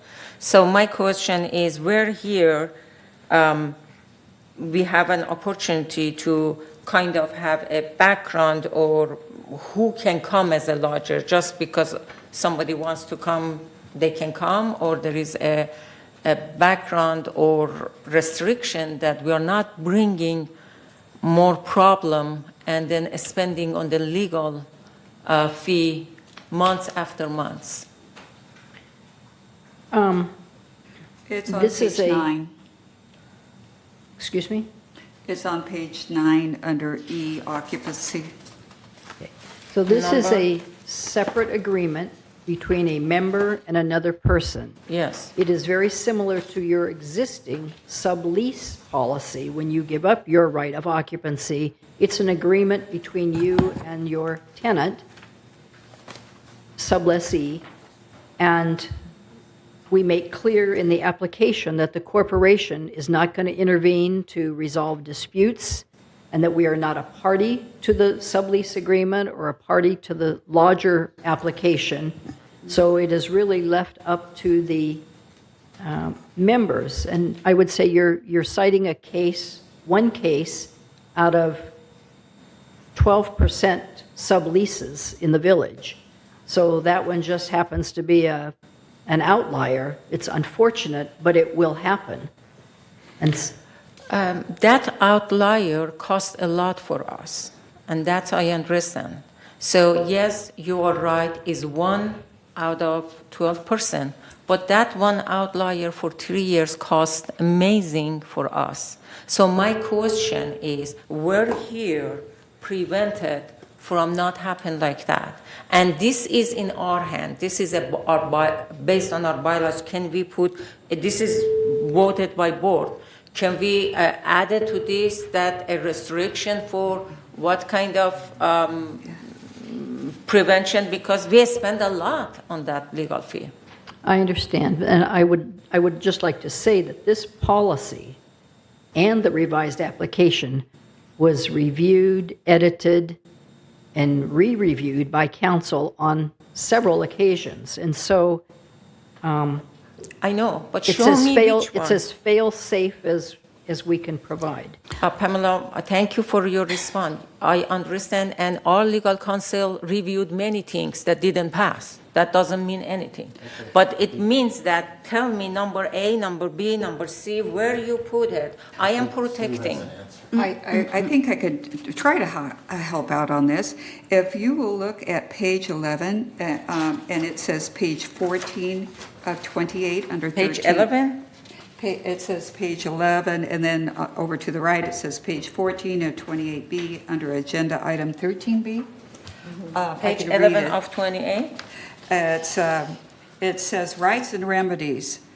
It says lodgers shall, to the fullest extent permissible by law, hold Member United, GRF, and VMS harmless from any liability on account of any damage or injury to a person or personal property arising from the use of the unit. And member shall be responsible for the acts or omissions of his or her lodger, including but not limited to all damages to the unit, to the building in which the unit is located, and to the common areas. So that's your hold harmless in that area as well. So I think we tried very hard to address these issues. Right. Nothing's perfect. I didn't say you didn't, okay, excuse me, let me answer my question. I didn't say you didn't work hard. That was not my question. You work very hard, and we all work very hard, don't you? But I wanted to just, because I was 3 years, and I was 3 years, saw how much we spent on that case, and still we're spending on that case. But in that case, my question is, it is the time. We cannot be rushed, just put it a little bit thinking on that one, and prevent from not spending. I am not saying this is not good. I'm saying it's very good. Lots of thoughts is in that. And I am saying just please make sure that we put prevention. It is a time that we can vote yes quickly and go, and then tomorrow somebody comes and said, well, our hands is cuffed because we didn't ask anything. So there is no reason to be in the May rush. I be That's what heard? I am saying. I think the hold harmless Okay, language was Maggie. explained. Maggie, You don't need to reiterate and reiterate. There's a hold harmless language right here. Right. She just read it. I That think, is hold harmless okay, language. okay, your let's, By your Maggie, view. did you want to talk? That's perfect. By your view. I want Hold it, to, hold I it. want It's in- to it's in the answer what I document. think Maggie. Azar is asking for. We dare not put in a restriction against an ADA person. And I think that's what you're asking for. No. And we dare not put No. in such a restriction. All right? So wipe that off. It's up to the lodge, it's up to the member who they take in. They have to fill all these sheets out and get all the requirements the same as the co-occupant. That is all we can do. We cannot limit it in any other way other than what we have. Otherwise, we get sued immediately. I mean, our policy will be illegal. Yeah. And so we dare not go into that territory. Thank What do you ask for the background check? Yes, the It's all background there. check is What here. do you ask? Okay. No, we wanted to know, this is important, because we spend money on that one. You are not in my It's seat. in there already. It's Okay, right. Give me word. It's Give me right word. here on page 12. Occupancy point number 1. You can read that. Page 12, number what? Yep. Background and credit checks. Credit checks, is it important for us? No. Background. But we wanted what background? That's what I sent to Maggie, 4 things that Pamela sent to me. We do not This is- need an international background It is check. not international, it is 4 things. Please. We're not going to go back and forth. This is not a court. But Mr. President, this This is is about not the a court, money okay. that we are spending on illegal. Listen. We're going to have one person speak. I think you've had a chance. And we're going to let people speak who haven't had a chance to speak about this resolution. So let's have any other questions about this resolution? Any other members, any other board of directors who would like to talk about this issue? Paul, go ahead. We do have one member comment. This is from Ellen Leonard. Okay, Ellen?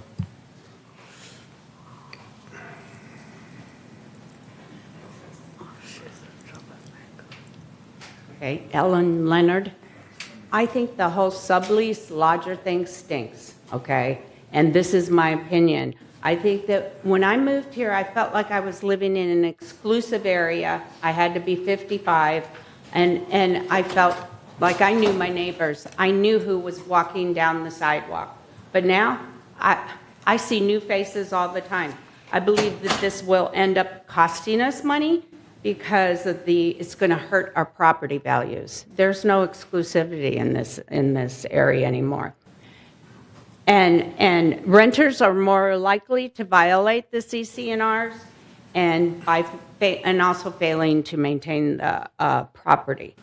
As this is a rule, some rule, A, B, whatever, CCs, whatever, but I understand that Huntington Beach is opposing this rule, and I think that we should actually look at that, because as there's outliers out there, there's people out there that are going to come in, they're going to take over, rent a room, and then they'll end up taking over an older person's unit, and you don't know what will happen there.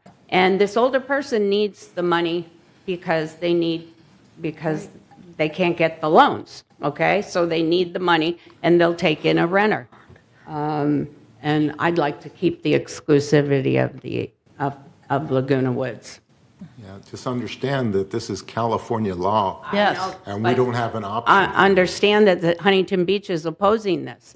This is for homelessness, so we're going to let the homeless come in here. No? Okay, Maggie, so do you want to respond to that? I was just going to say, this is the law. It's been the law for the entire year. It is already September, whatever. We need to comply with the law. Period. Okay, I have one more question. okay. Oh, Dick, do you have a comment? I was going to bring up this Davis Sterling law. Okay. Can you stop not doing this one, Dick? Do you know how I'm much you sorry, interrupt today? Okay. Can I say something? Yeah, go ahead. My question is, what a credit line, credit checks background of a lodger can help us? Could you explain to me? What does mean that? He is not, we are all responsibilities for the owner. We deal with the owner. What does mean that credit checks? Rather than credit checks, inside the background, put 4 things that Pamela Bashlan sent to me, and I send it forwarded to you. We have rules for every single person that resides in here. Every single person that resides in the village. No. Yes, we do. No. Okay. They are It's not the same. supposed to. Okay, we're not They going to are debate. No, it's not supposed the to be same. registered Sorry, with I'm sorry. us. I'm sorry. They are supposed to be registered with us unless they are a guest. For 60 days, those people can stay. All others have to be registered and have these things registered for us. If they don't, they're out of order, and when we find them, a security is called for them. They are removed from Point the of village. order, I am asking about credit check. All right. Explain credit check. What credit check Like- can do? I would like to remind the director- Zara, if you want to vote against the resolution, you're fine to do No, I want answer. Okay, That's we're enough, I never going think. to end the discussion. Yeah, Okay, thank so you. we're Can going to... anybody answer? I would like to the remind the question? directors to please raise your hands if you have any Yes, comments or exactly. questions and to not debate with each So other. I can advise Thank you. who to talk. So any other discussion by any other members who haven't had a chance to talk? Okay. So I'm gonna move to the vote. Members. Members already talked, I think. All those in favor of the lodger policy as it's written, say yes or no, or abstain. Mine is not. Oh. Tony has his hand up. I'm not sure why.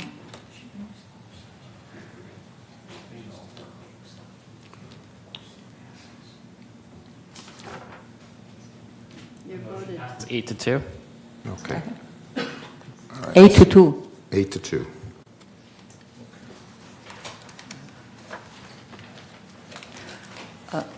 May I say something?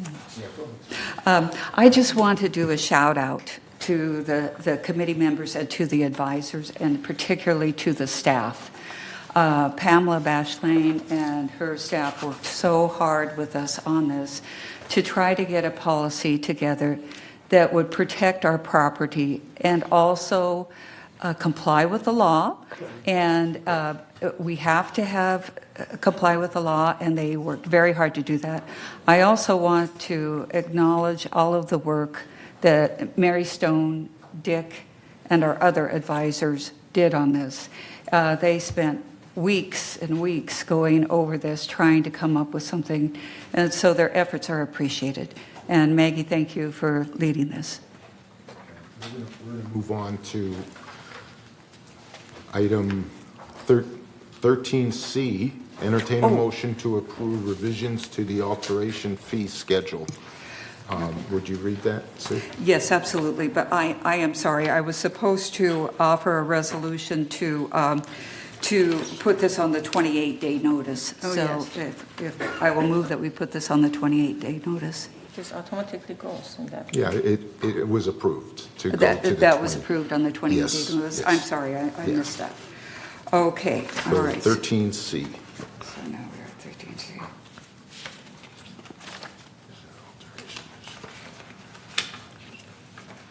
Okay, 13C, alteration fee schedule.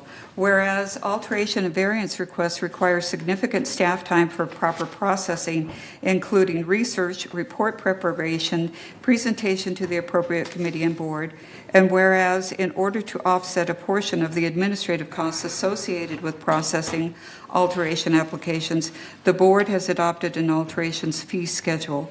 And whereas the attached revisions to the alteration fee schedule are recommended to be approved by the board, and whereas the new alteration fee schedule better aligns the fees with the administrative time it takes to process each task. Now therefore be it resolved November 14th, 2023, that the board hereby adopts a revised alteration fee schedule as attached to the official minutes of this meeting and this resolution, and resolve further that future revisions to the alteration fee schedule will be included with the annual assessment letter packet that the Finance Department issues every year in November under the Architectural Review Procedures section of the annual policy statement, and resolve further that Resolution 01-2314, adopted March 14, 2023, is hereby superseded and canceled, and resolve further that the officers and agents of this corporation are hereby authorized on behalf of the corporation to carry out the resolution. I so move. Is it seconded? Allison, seconded. Any discussion? I have just a question. Go ahead. I can see just some fees. How often this fee, I don't know who was in the committee, that's why we bring it here to question. How often this fees changes and how they are precisely can say, for example, solar application fee is $222 and $3. So how you get to so exact number up to the dollars, like $220, $23. So, good afternoon, directors. Thank you for the question. So, this is an item that was presented to you before, and the way we figure that amount is we estimated the average number of hours that it takes us to review a solar application packet. This is greatly reduced from the amount that we had before, and this will reflect the actual time that we spend reviewing those applications. So it's based on the hours that. It's based on the time that we spend that timing. reviewing. And how often you are changing this fee? So with the proposal, as you can see, it has two components. One are the revisions to the fee schedule, and the other one is a proposal that this gets adjusted once a year based on the new labor rates that are approved. And that will be the only time when it gets updated is to reflect the new labor rates. So let's say, for example, that we utilize 4 hours to review a certain application, and that is based on labor rates that were in effect at the time that we did those calculations. Then in the upcoming years, there will be new labor rates, and that cost will be adjusted by that amount only. It will not adjust the new rates, only to the amounts to recover the cost of the time that is spent. It may also reflect reductions based on efficiencies that we introduce and that this board approves. For example, simplifying the process of a certain standard or a certain alteration may reduce some of those, and those are going to be incorporated automatically with these adjustments. So once a year, Once a year, so once a year, okay. Okay, that's what I wanted to know, that how often, thank you. And this money is not goes to GRF and is only for United, correct? It goes to VMS. I do not know. This money that we are charging goes to United or goes to GRF? If it's a United project, it would go to United. Yeah. You're sure about that? Okay. Yes, if it, Mr. Chair, I move the previous question. okay. You what? Pardon? Say that again, Tony? Move the previous question. Remove the previous question. No. Yeah, to move the previous question means I want to end the debate. Okay. I need a second, and So I you need a two-thirds You need a vote. second. I second. Okay. All those in favor? Okay. Okay, so we're ready to move to the vote, All right. right? Okay. All those in favor of this alteration fee schedule, vote on it. Oh, here we go. Okay, here.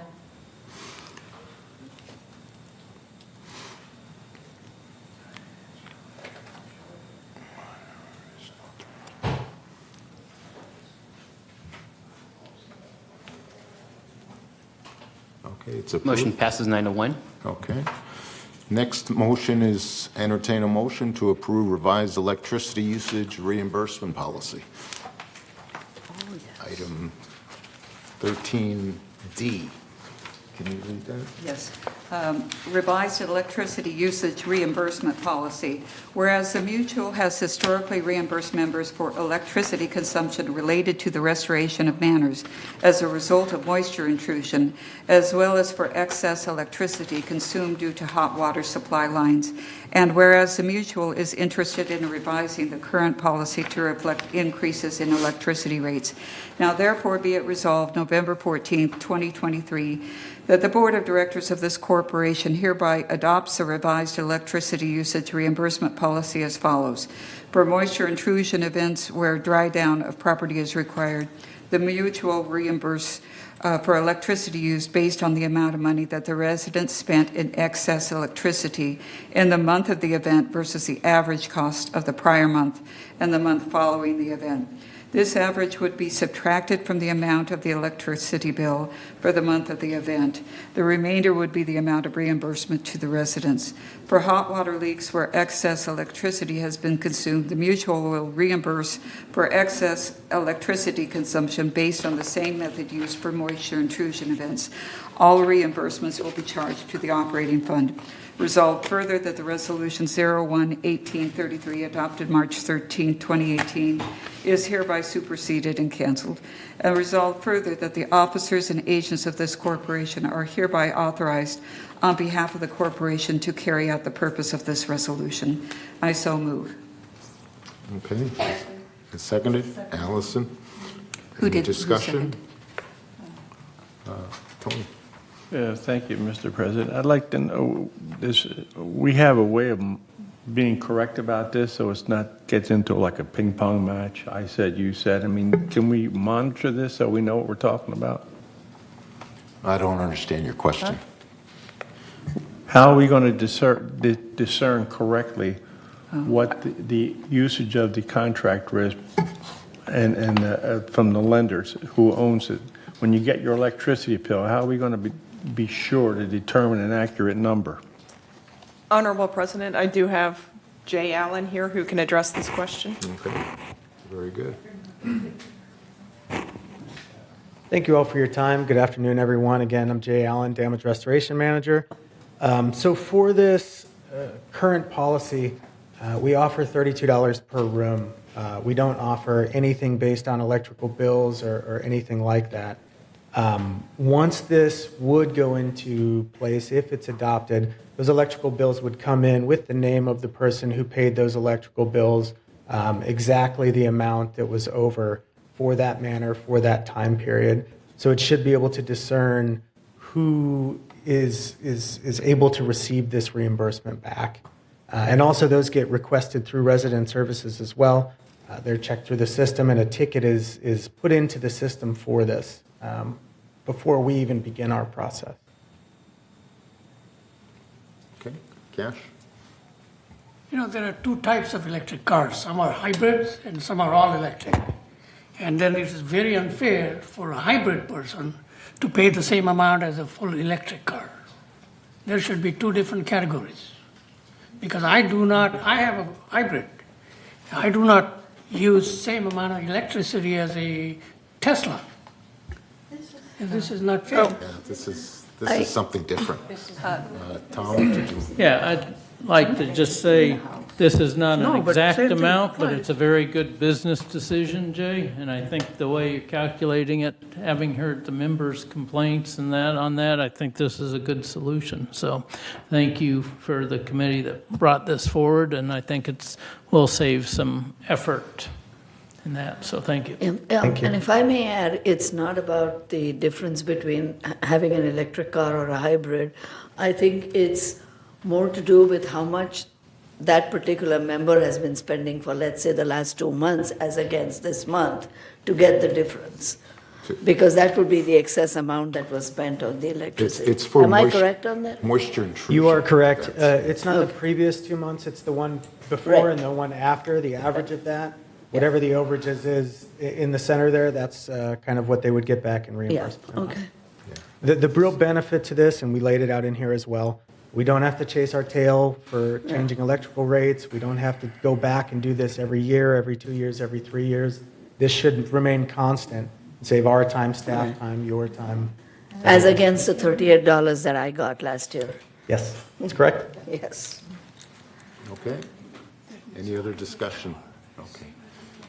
Thank you. Thank you.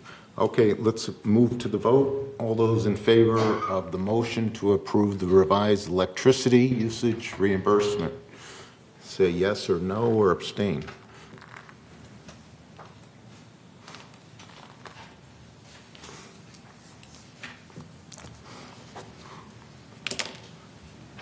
Okay. Some people haven't voted yet. Cash, have you voted? Yes. He abstained. So, let's see, we're missing Oh, no, he was a no, excuse me. Director Tooney. Tom. There you go. And Wayne. So that's approved. Is that it? Okay. All right, next is entertain a motion to include non-emergency chargeable services for painting alterations. Item E, 13E. Whereas the board has established a chargeable maintenance services policy, and whereas in 2017, the board amended the policy to establish a charge of $50 for a missed maintenance appointment to be charged to residents who are a no-show during their scheduled appointment timeframe or do not cancel or reschedule 24 hours prior to their scheduled appointment. And whereas the board desires to amend the policy further to include non-emergency maintenance chargeable services for painting of authorized member exterior alterations. Now therefore be it resolved, November 14th, 2023, that the Board of Directors hereby approves the attached new non-emergency maintenance chargeable services list, and resolved further that the existing service charge for all maintenance chargeable service shall remain $10. And resolve further, the city permit processing fee for work that requires the City of Laguna Woods permit building, if VMS pulls the permit, shall remain in effect. And resolve further, the $50 service charge for when the mutual member or representative is not home for a scheduled appointment and fails to cancel in advance shall remain in effect. And resolve further that the officers and agents of this corporation are hereby authorized on behalf of the corporation to carry out the purpose of this resolution. I so move. I have a Okay, question. any discussion? Yeah, I have a question. Go ahead. Although I agree with this one, but this sentence grabbed my attention that for $50 for a missed maintenance appointment to be charged to the residents who are no-show during the schedule. Today, somebody comes and they said, I didn't receive the shows. And I wanted to see here if it is possible, add something that based on confirmation that the residents received this notice. If you are sending some notice, and actually in my report, I read an apology from them that member didn't receive it, we should not charge them. So I don't know how, because today came this case. It's very fresh, a few hours ago, and how we can prevent that one from charging. Do you want to amend it? Do you want to amend it? No, I want just to amend it, put a parenthesis after who was confirmed to received. Who was confirmed? That is, they said to the residents who was confirmed to receive the schedule. Are you on the $50 line? Yes, the $50 can be charged as long as we know residents knows that she should be in the house. If resident doesn't know and resident not be there, why we should charge them? So where would you add the words? It says the board amended the Is there a policy to second? establish a charge $50 for a missed maintenance appointment if residents was confirmed to receive. That's, pardon me, that's what scheduled means. Well, this woman says scheduled, and can you read my report? It was scheduled. Yeah, I know. And residents didn't receive it, and there is apology. Do you want I read it for you again? I read Okay. it today. Tom, go ahead. So, Yeah, can we get the VMS input on what scheduled means here? Manuel Gomez And- will. Thank you. So this section of the resolution has been unchanged for years. It's the existing policy. We're just simply saying we're not recommending changing that as part of what we're doing here today. But my understanding is that resident services will schedule the chargeable service task, whatever it may be, with the resident. And so we don't go out there unless the resident has agreed to the date that we're scheduled to do the service. I don't know what the details are of the earlier situation, but, The earlier situation was the wrong resident was scheduled. okay. no, not the wrong one, the water point, that she wasn't. The letter there. was sent to the wrong. No, no, that's not. Okay, that. I'm not. Oh, let's not argue. Okay, what we wanted, even is practice in the past, we want to just add one word, two words to with the confirmed, just this one, for a missed maintenance appointment that was confirmed by residents. Because if I am not receiving your point, then, and I'm not home, why I should pay $50? Yeah, I think where maybe we're saying different things is we wouldn't send staff out to do a chargeable service if it hadn't been scheduled with the resident. So we wouldn't, the only way that this charge is going to apply is if the resident or the member has agreed to have us go out on that specific day. Otherwise, we wouldn't go out to do a chargeable service. Again, I don't know the specifics of the Mr. case President, this morning, I'm going to but- read this response is from VMS. Today I read this one, which unfortunately happened twice on this case. I am reading again. Per RS customer service manager, while we do not give estimate, there are expectation and the agent should have consulted with the dispatch or supervisor. This is about supervisor this is for painting is the same.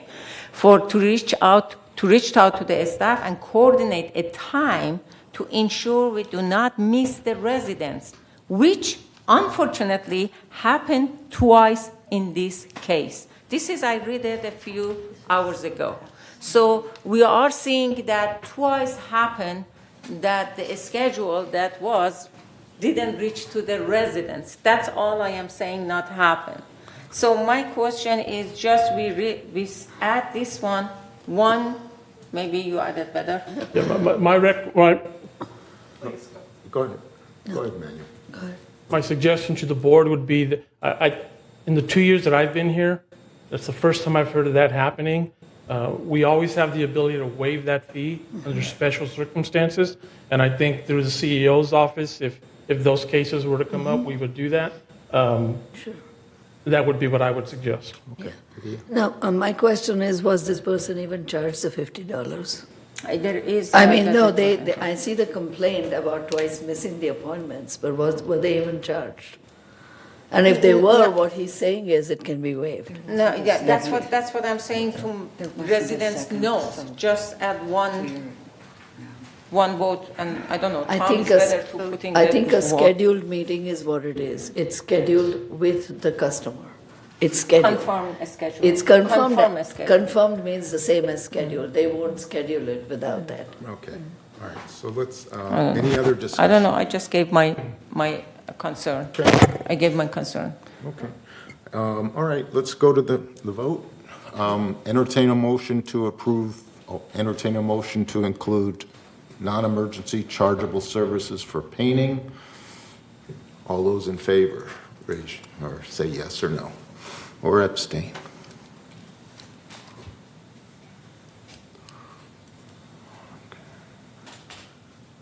Motion passes 9-1. Okay. Next item is F, 13F.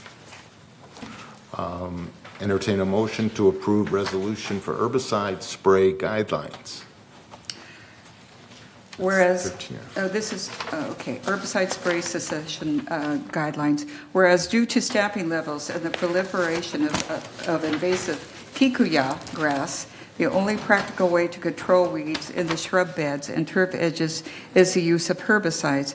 And whereas some members of United Mutual have requested that staff not use herbicides in the shrub beds adjacent to their respective units, and whereas due to the increased labor associated with hand weeding shrub beds, residents requesting the cessation of herbicide application adjacent to their units should be responsible for the timely removal of weeds and maintenance of the turf edges at the shrub beds.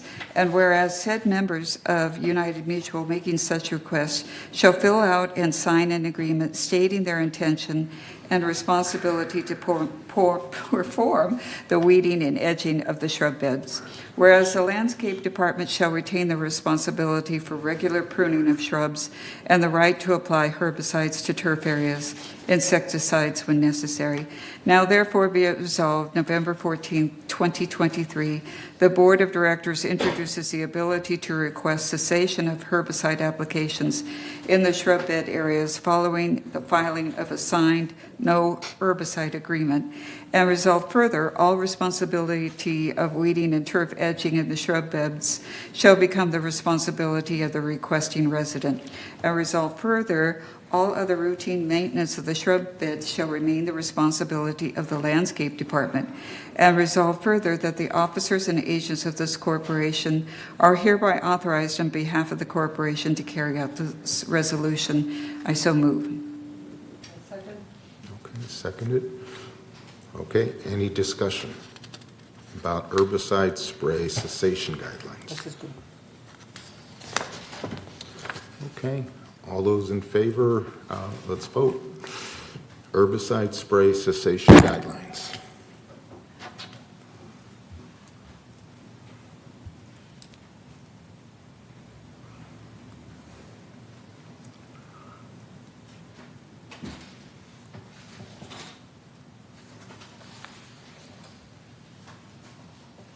Unanimous. Motion passes. Okay. All right. Next item, 2024 business plan. Is there motion to approve?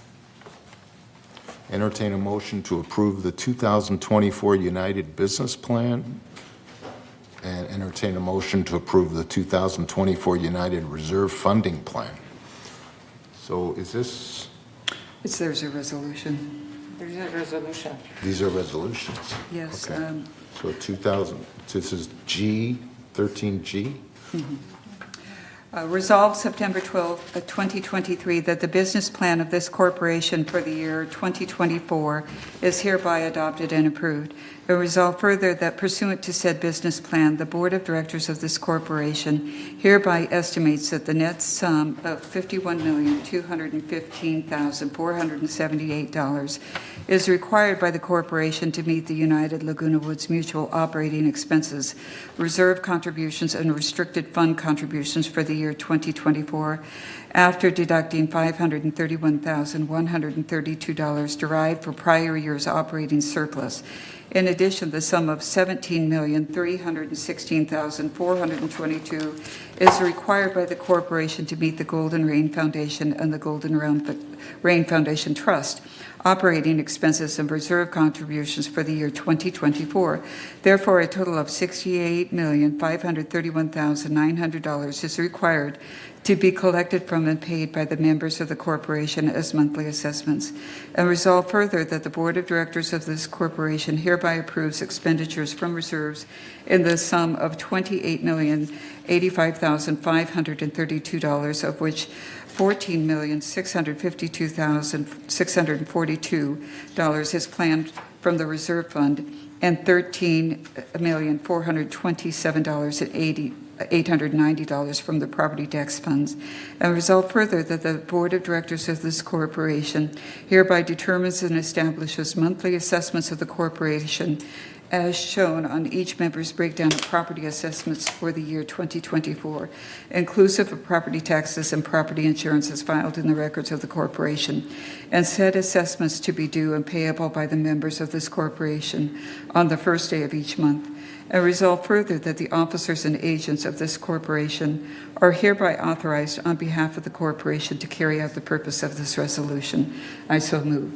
I second it. Okay, been seconded. Any discussion? We have Nancy Carlson.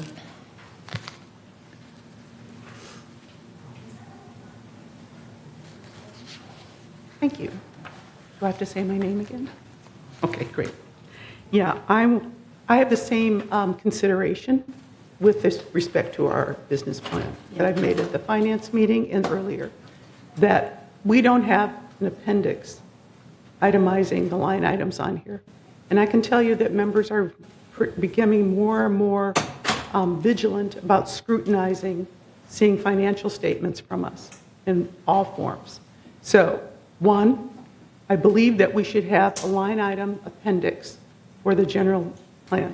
I said two, I think there can be a secondary appendix, which is even more detailed for the board of the line item appendix, because there could be voluminous information, and it would be the substantiation, the suppositions, and the propositions of the budget items. The next point I want to make is, speaking contemporaneously, so excuse me,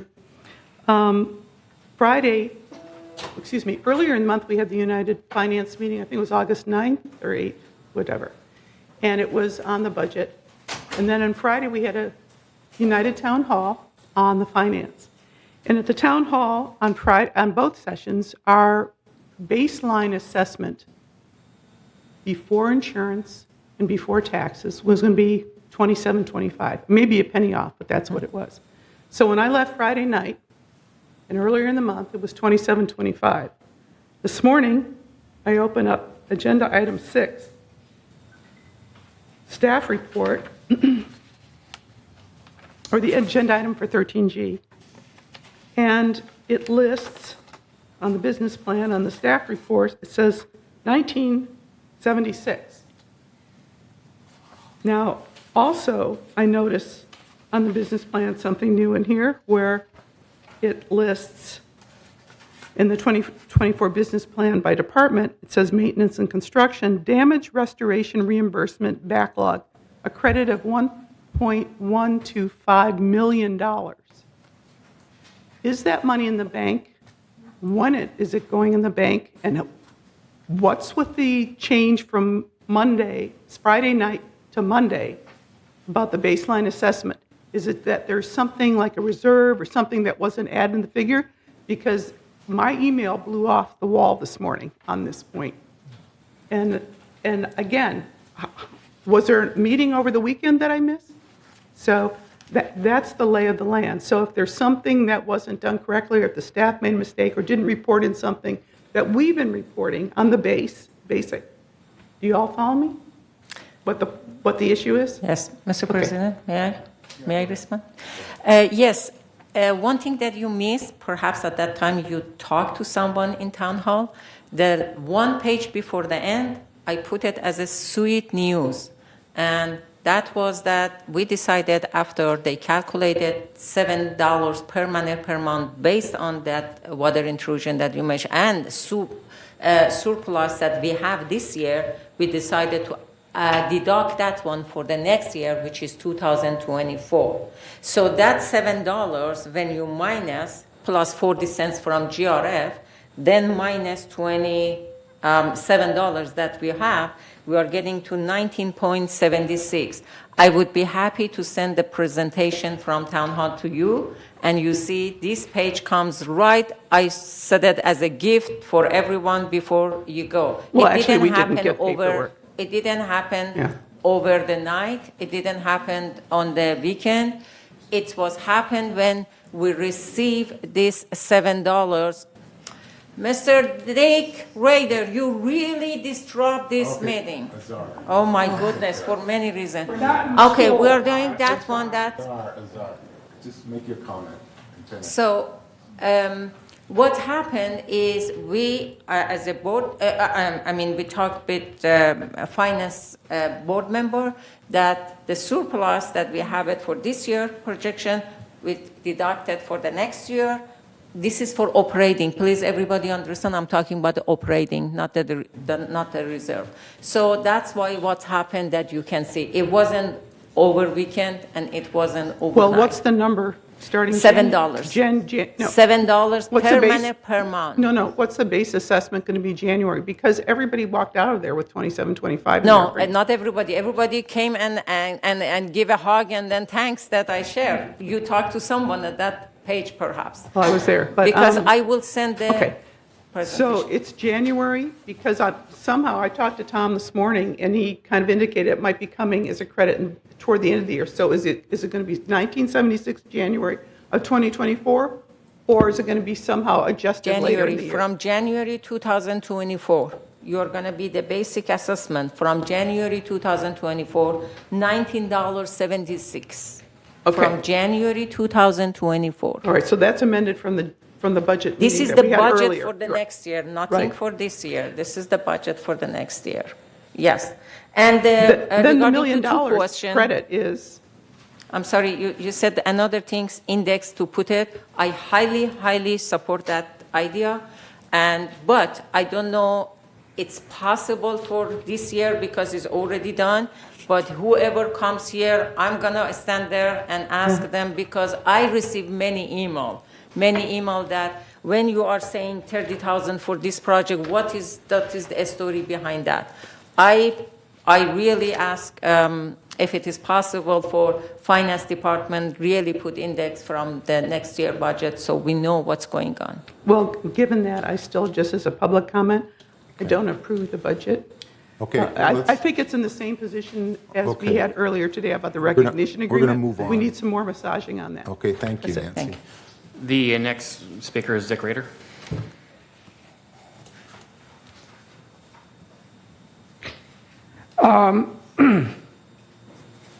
What if the projected amount, the excess, doesn't occur? What do we do then?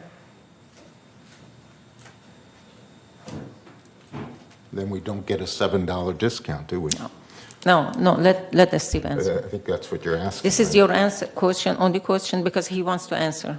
So, No, I Steve, have Please another. let my financial services director answer your question. He's Sure. behind you. Yes, Sure. thank you. He's right behind you. Thank you. As of the latest forecast, we were anticipating approximately a $500,000 surplus by the end of 2023. So when you divide that by the number of manners in the community and divide it by 12, it translates into approximately $7 per manor per month. So what is included in this current version of the budget is a $7 reduction in your 2024 business plan. Now, to answer their question directly, if you have a surplus of, say, $300,000, so you will ultimately end up with a loss for next year, right? So, but likewise, you could also have a $200,000, you could have a $700,000 surplus. The best information that we have available at this moment says that we are anticipating a $500,000 surplus. So the intent of the committee, well, excuse me, the board, is to offset that, your future assessments, by that dollar amount. So again, best information we have at the time, just as we have with every other line item. Are you almost done, Dick? He has to. I only use 1 minute or less. Go ahead. Yeah. Okay. I hope this is beneficial for anybody who thinks that HOA fees are going too high. Originally, it was about $20. Now we are offsetting it by the amount, the $7. But basically, we're still paying the $20. It's just offset. That $20 is divided into $1 for contingency, $15 for reserves, and what's left? $3.95 for United, for all maintenance, for all landscaping. So when people say, oh, our HOA fees are going high, do you think $3.95 is a lot of money? Now, why is it $15 for the reserves? Well, that's very easy to answer. It's in this document here. 3 years, we went with the same United HOA fee. We kept it constant, and we did not adequately provide for reserves. It went up, our fees then went up in 23. In 24, as I just explained, we're having to reintroduce a $15 per man per month for reserves because they're underfunded. And guess what? If you look at the document, as proposed by the United Board and by Lenny, it says that for the next 5-year plan, we intend and hope that we will continue to pay $15 per man per month into reserves. Yet, if you look at page, 26 of 30, which shows whether we're going to be in the red line, which indicates a high probability of a special assessment, even though we're planning in the future to keep on paying $15 per man per month, we're still going to be in the red, high probability of an assessment through 2029. All I can tell you is people who ask for HOA fees to be cut, we did it. We held it for 3 years constant, and now we have to back fund the reserves at $15 per man per month projected, and we still will be in the red through 2029. That's what happens when you keep HOA fees constant and you don't properly manage the finances of United. Okay, thank you. There is another one. I believe our treasurer has raised this point. We did it at the GRF town hall. I believe we've done it in the finance meeting. We are underwriting. It's nice to do creative accounting and show the people that, see, our assessment's this and inflation, yada, yada, yada. But here's the reality. When I moved in here, I had to pay $1,500 incrementally to GRF. Now people coming in at $7,500. If that isn't on the books, it would be in a monthly assessment, and our assessments would be higher.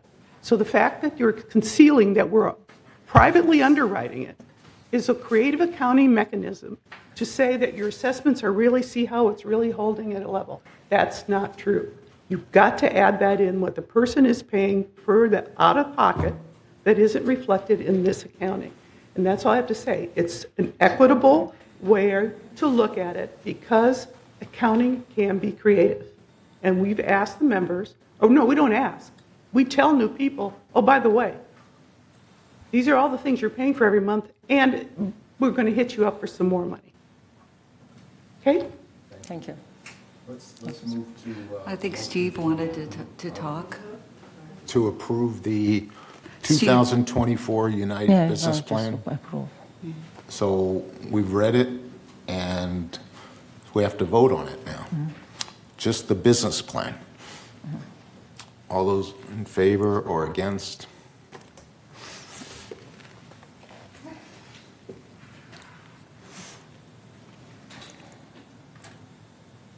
Okay. So that's approved, right? So now we have to read the motion for the United No, Reserve it was Funding together. Plan? Wasn't together? You didn't read that yet, right? The reserve fund, What is? which is the second part of this, G. It's on page 29 of 30. Oh, I'm sorry. The Reserve Fund Resolution, whereas Civil Code 5570 requires specific reserve funding disclosure statements for common interest developments, whereas planned assessments or other contributions to reserves must be projected to ensure balances will be sufficient at the end of each year to meet the corporation's obligations for repair and or replacement of major components during the next 30 years. And now therefore be it resolved September 12th, 2023, that pursuant to Civil Code 5570, the board hereby adopts a 30-year alternative reserve funding plan attached, prepared by the Association Reserves for fiscal year 2024. And resolved further that the officers and agents of this corporation are hereby authorized on behalf of the corporation to carry out the purpose of this resolution. I so move. I second. Okay. Any discussion? Or have we already exhausted it? I just want to say that I agree with Dick, and I think he's made good points on our reserve funding. And while we try to, past board members try to say, let's hold this, let's not increase the reserves, it's come back to hurt us. And I'm not saying this to point fingers at anyone. I don't want to do that. I just want to educate people when we go forward. For the new board members, the existing board members, it is very important that we fund our reserves. When you look at the information on page 26 of 30, if I'm reading this correctly, and Steve, correct me if I'm wrong, we are going to the $15, which is desperately needed to cover our costs, but we are not collecting. Our expenses are $14,657,642, while our reserve contribution is hovering around $13 million. So we are still feeding off the reserve. And so while we can only vote for 1 year at a time, for those who come on the board, please pay attention to this. It is critical. We cannot continue in this fashion. I wanted to ask Steve and perhaps Siobhan, when we have these studies conducted, they tell us where we should be. And right now, we are at 35.5% at 2024. Where is the recommendation that these experts tell us? Should we be at 50%? Should we be 45%? I just don't know. I would like to have your answer. So truthfully, the recommendation is 100%. But that's clearly not reasonable given the size of your community, right? So the mere fact that you have $15 million in the bank to pay your reserves, and right now you're at about 35% funded. So we as staff believe you're very well funded. And to maybe address a previous comment about that you are in the red as it's listed on the schedule, this is a dramatic improvement compared to where you were at last year. So the efforts by the board in this year is a phenomenal improvement compared to the previous. Again, not to say anything, about the past. There was breaks given because of the economics, right? So, And COVID. but in this instance, it makes sense. So, and with each year, we will continue to look at this. So I'm happy to say that for 24 and 25, you are in the yellow category, right? The red does not begin until 2026, and we'll have an opportunity next year to evaluate it again. Okay. All right. Thank you, Steve. Thank you. Yes, I want to bring attention. Many of the board members that existing right now, they were here last year as well. So please understand that in 2 years that we have COVID, it was very unusual situation. And people forgetting that time, okay? So when people were so angry and they didn't have anything open, and at the same time comes to the budget, we have to make a budget. And then going around the table, what we can do. We cannot cut from the roof. We cannot cut from the plumbing. The only part that you can stop and not affect it, actually we ask VMS to direct us what is the best situation. At that time was another, I was in the discussion, was another CEO even. And they came up with the possible things is the reserve, because it's not affecting directly with the buildings and expenses that we have it and we have to do. So that was number one. Number two, if you look at this page 26 out of 30, if you go and find 2 years ago, you can see all was red. Why?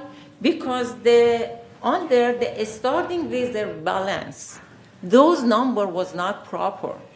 And then we asked staff to put some proper number there. So when these numbers getting a little bit more to the proper number, you can see now it's showing yellow rather than totally red. If I bring this one for 2 years ago, you can see all was totally a big red. So now it's better. So, and at the end, I wanted to say, if you're talking about this $15, basically it was five and 5, 2 years that you didn't pay and now you are paying. So there is nothing in the damage, there is nothing is happened, and if you are building up for the finance, it's good that you are building. And plus, if we collected in 2021, by now that money was in the reserve account, and then we lose more in that bond that we had it. So I'm happy that we didn't lose more money in that direction. So the last question you mentioned, where is the good one? Director Quam, please go to page 18 of 30. You can see what is that means. 18 after 30, 18 of 30. That graph shows the weak, fair, strong. You mentioned that, Steve, where is the best? That one. That shows that you ask about how suggesting the strength. So that was my comment. Okay, thank you. Okay, let's vote on this. I have a quick point. Go ahead, please. No, I think you've had your chance. Well, Because you've talked about reserves already. After member, it's Yeah. done. So can we go to vote? Yeah, let's go to the vote. Good. Let's go to vote. there were some Let's go misstatements to vote. made. They Please should go be to vote. corrected. Yeah. Please go to vote.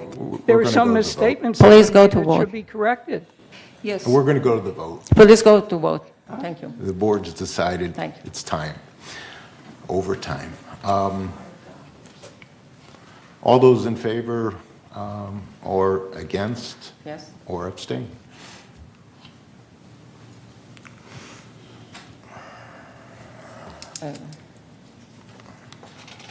Motion passes. Okay. What was the vote?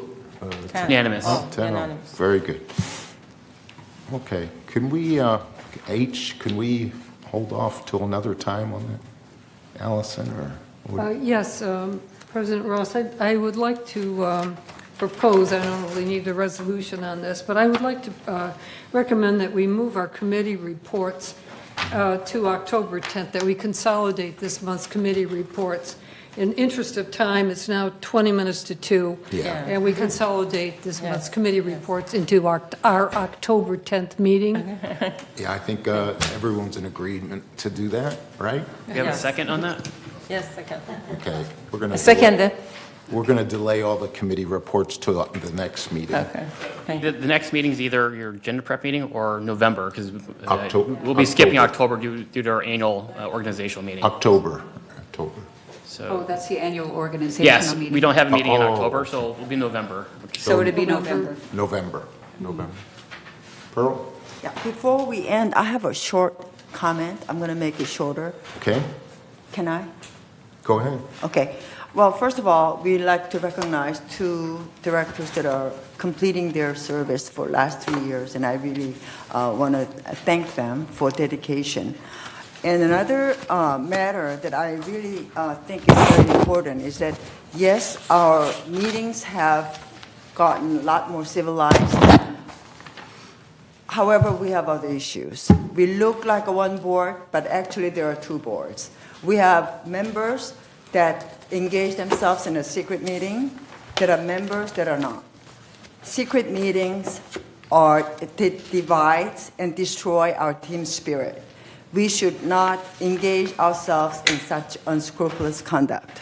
With whatever reason, sometimes we call it new directors training, and they pick the directors, they choose undisclosed location, they choose undisclosed agenda, and it has been going on. And I feel very strongly that kind of conduct must stop. We, as a United Board Directors, must maintain high level of ethical standard and integrity.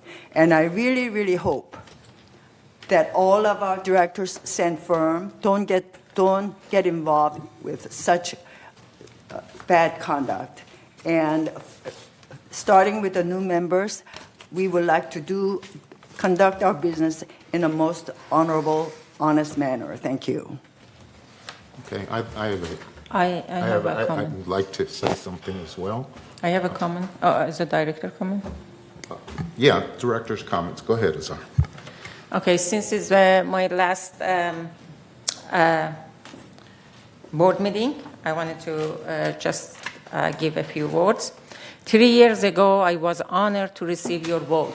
I'm talking to residents, and become a director and elected by board member as treasurer of United. I took my fiduciary duty very seriously and spent more hours for board items than my paid job. It was truly an honor to serve you all in United Mutual. As director, I have noticed the value of each director's vote on any resolution.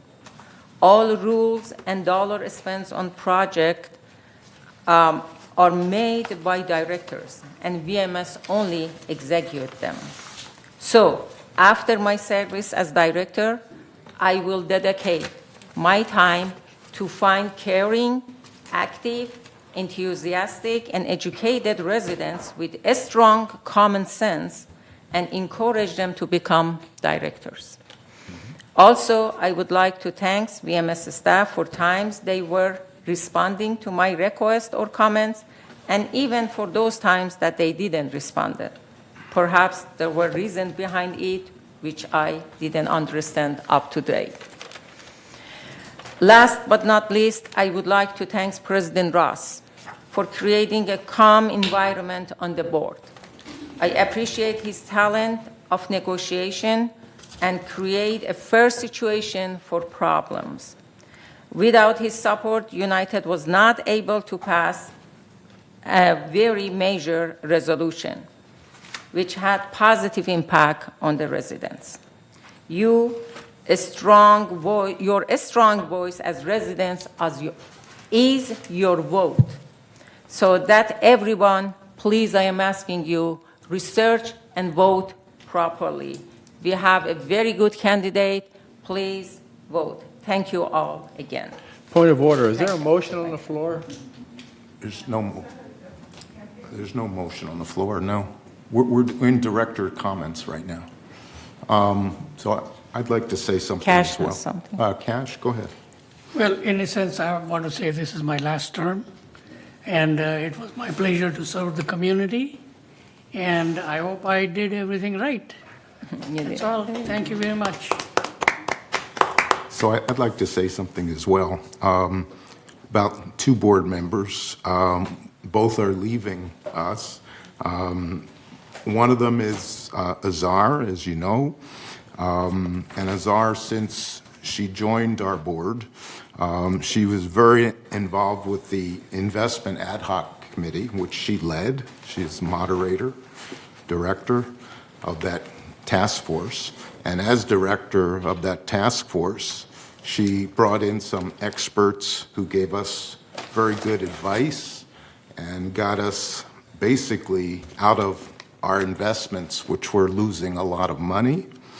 And we've got, since then, into much safer T-bills that are very safe and are paying over 5% interest per year.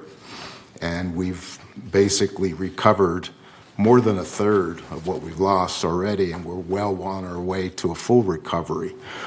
She also developed an investment policy, and also through her task force came up with investment advisor, which is now Chase Bank, and we feel that at a very good rate, almost zero, we pay the Chase. And so I wanted to thank her for all the hard work that she done for that task force. And I think the loan ad hoc committee, although she had her last meeting and we all reviewed today what's going to happen, I think that still may happen in the future. And I think I'm hoping that it does, but we'll see. And I wanted to thank Cash as well. I know he's leaving the board, and but I hope he won't be a stranger to us and come back to us. And maybe you want to go join VMS or GRF or wherever you'd like to go. You'd be welcome back with us as well. It'll all depend on that guy. No, not yet, not yet. So that's all I'd like to say, but thank you. And thank you, Cash and Azar, for your contributions to our board. And we're going to skip committee reports, and we are in recess until after lunch. Closed meeting, we'll say closed meeting will be at 2:30. Yeah. So thank you all. Thank you. At 2:30, okay, good. I've got to run home and get my little doggies out. No.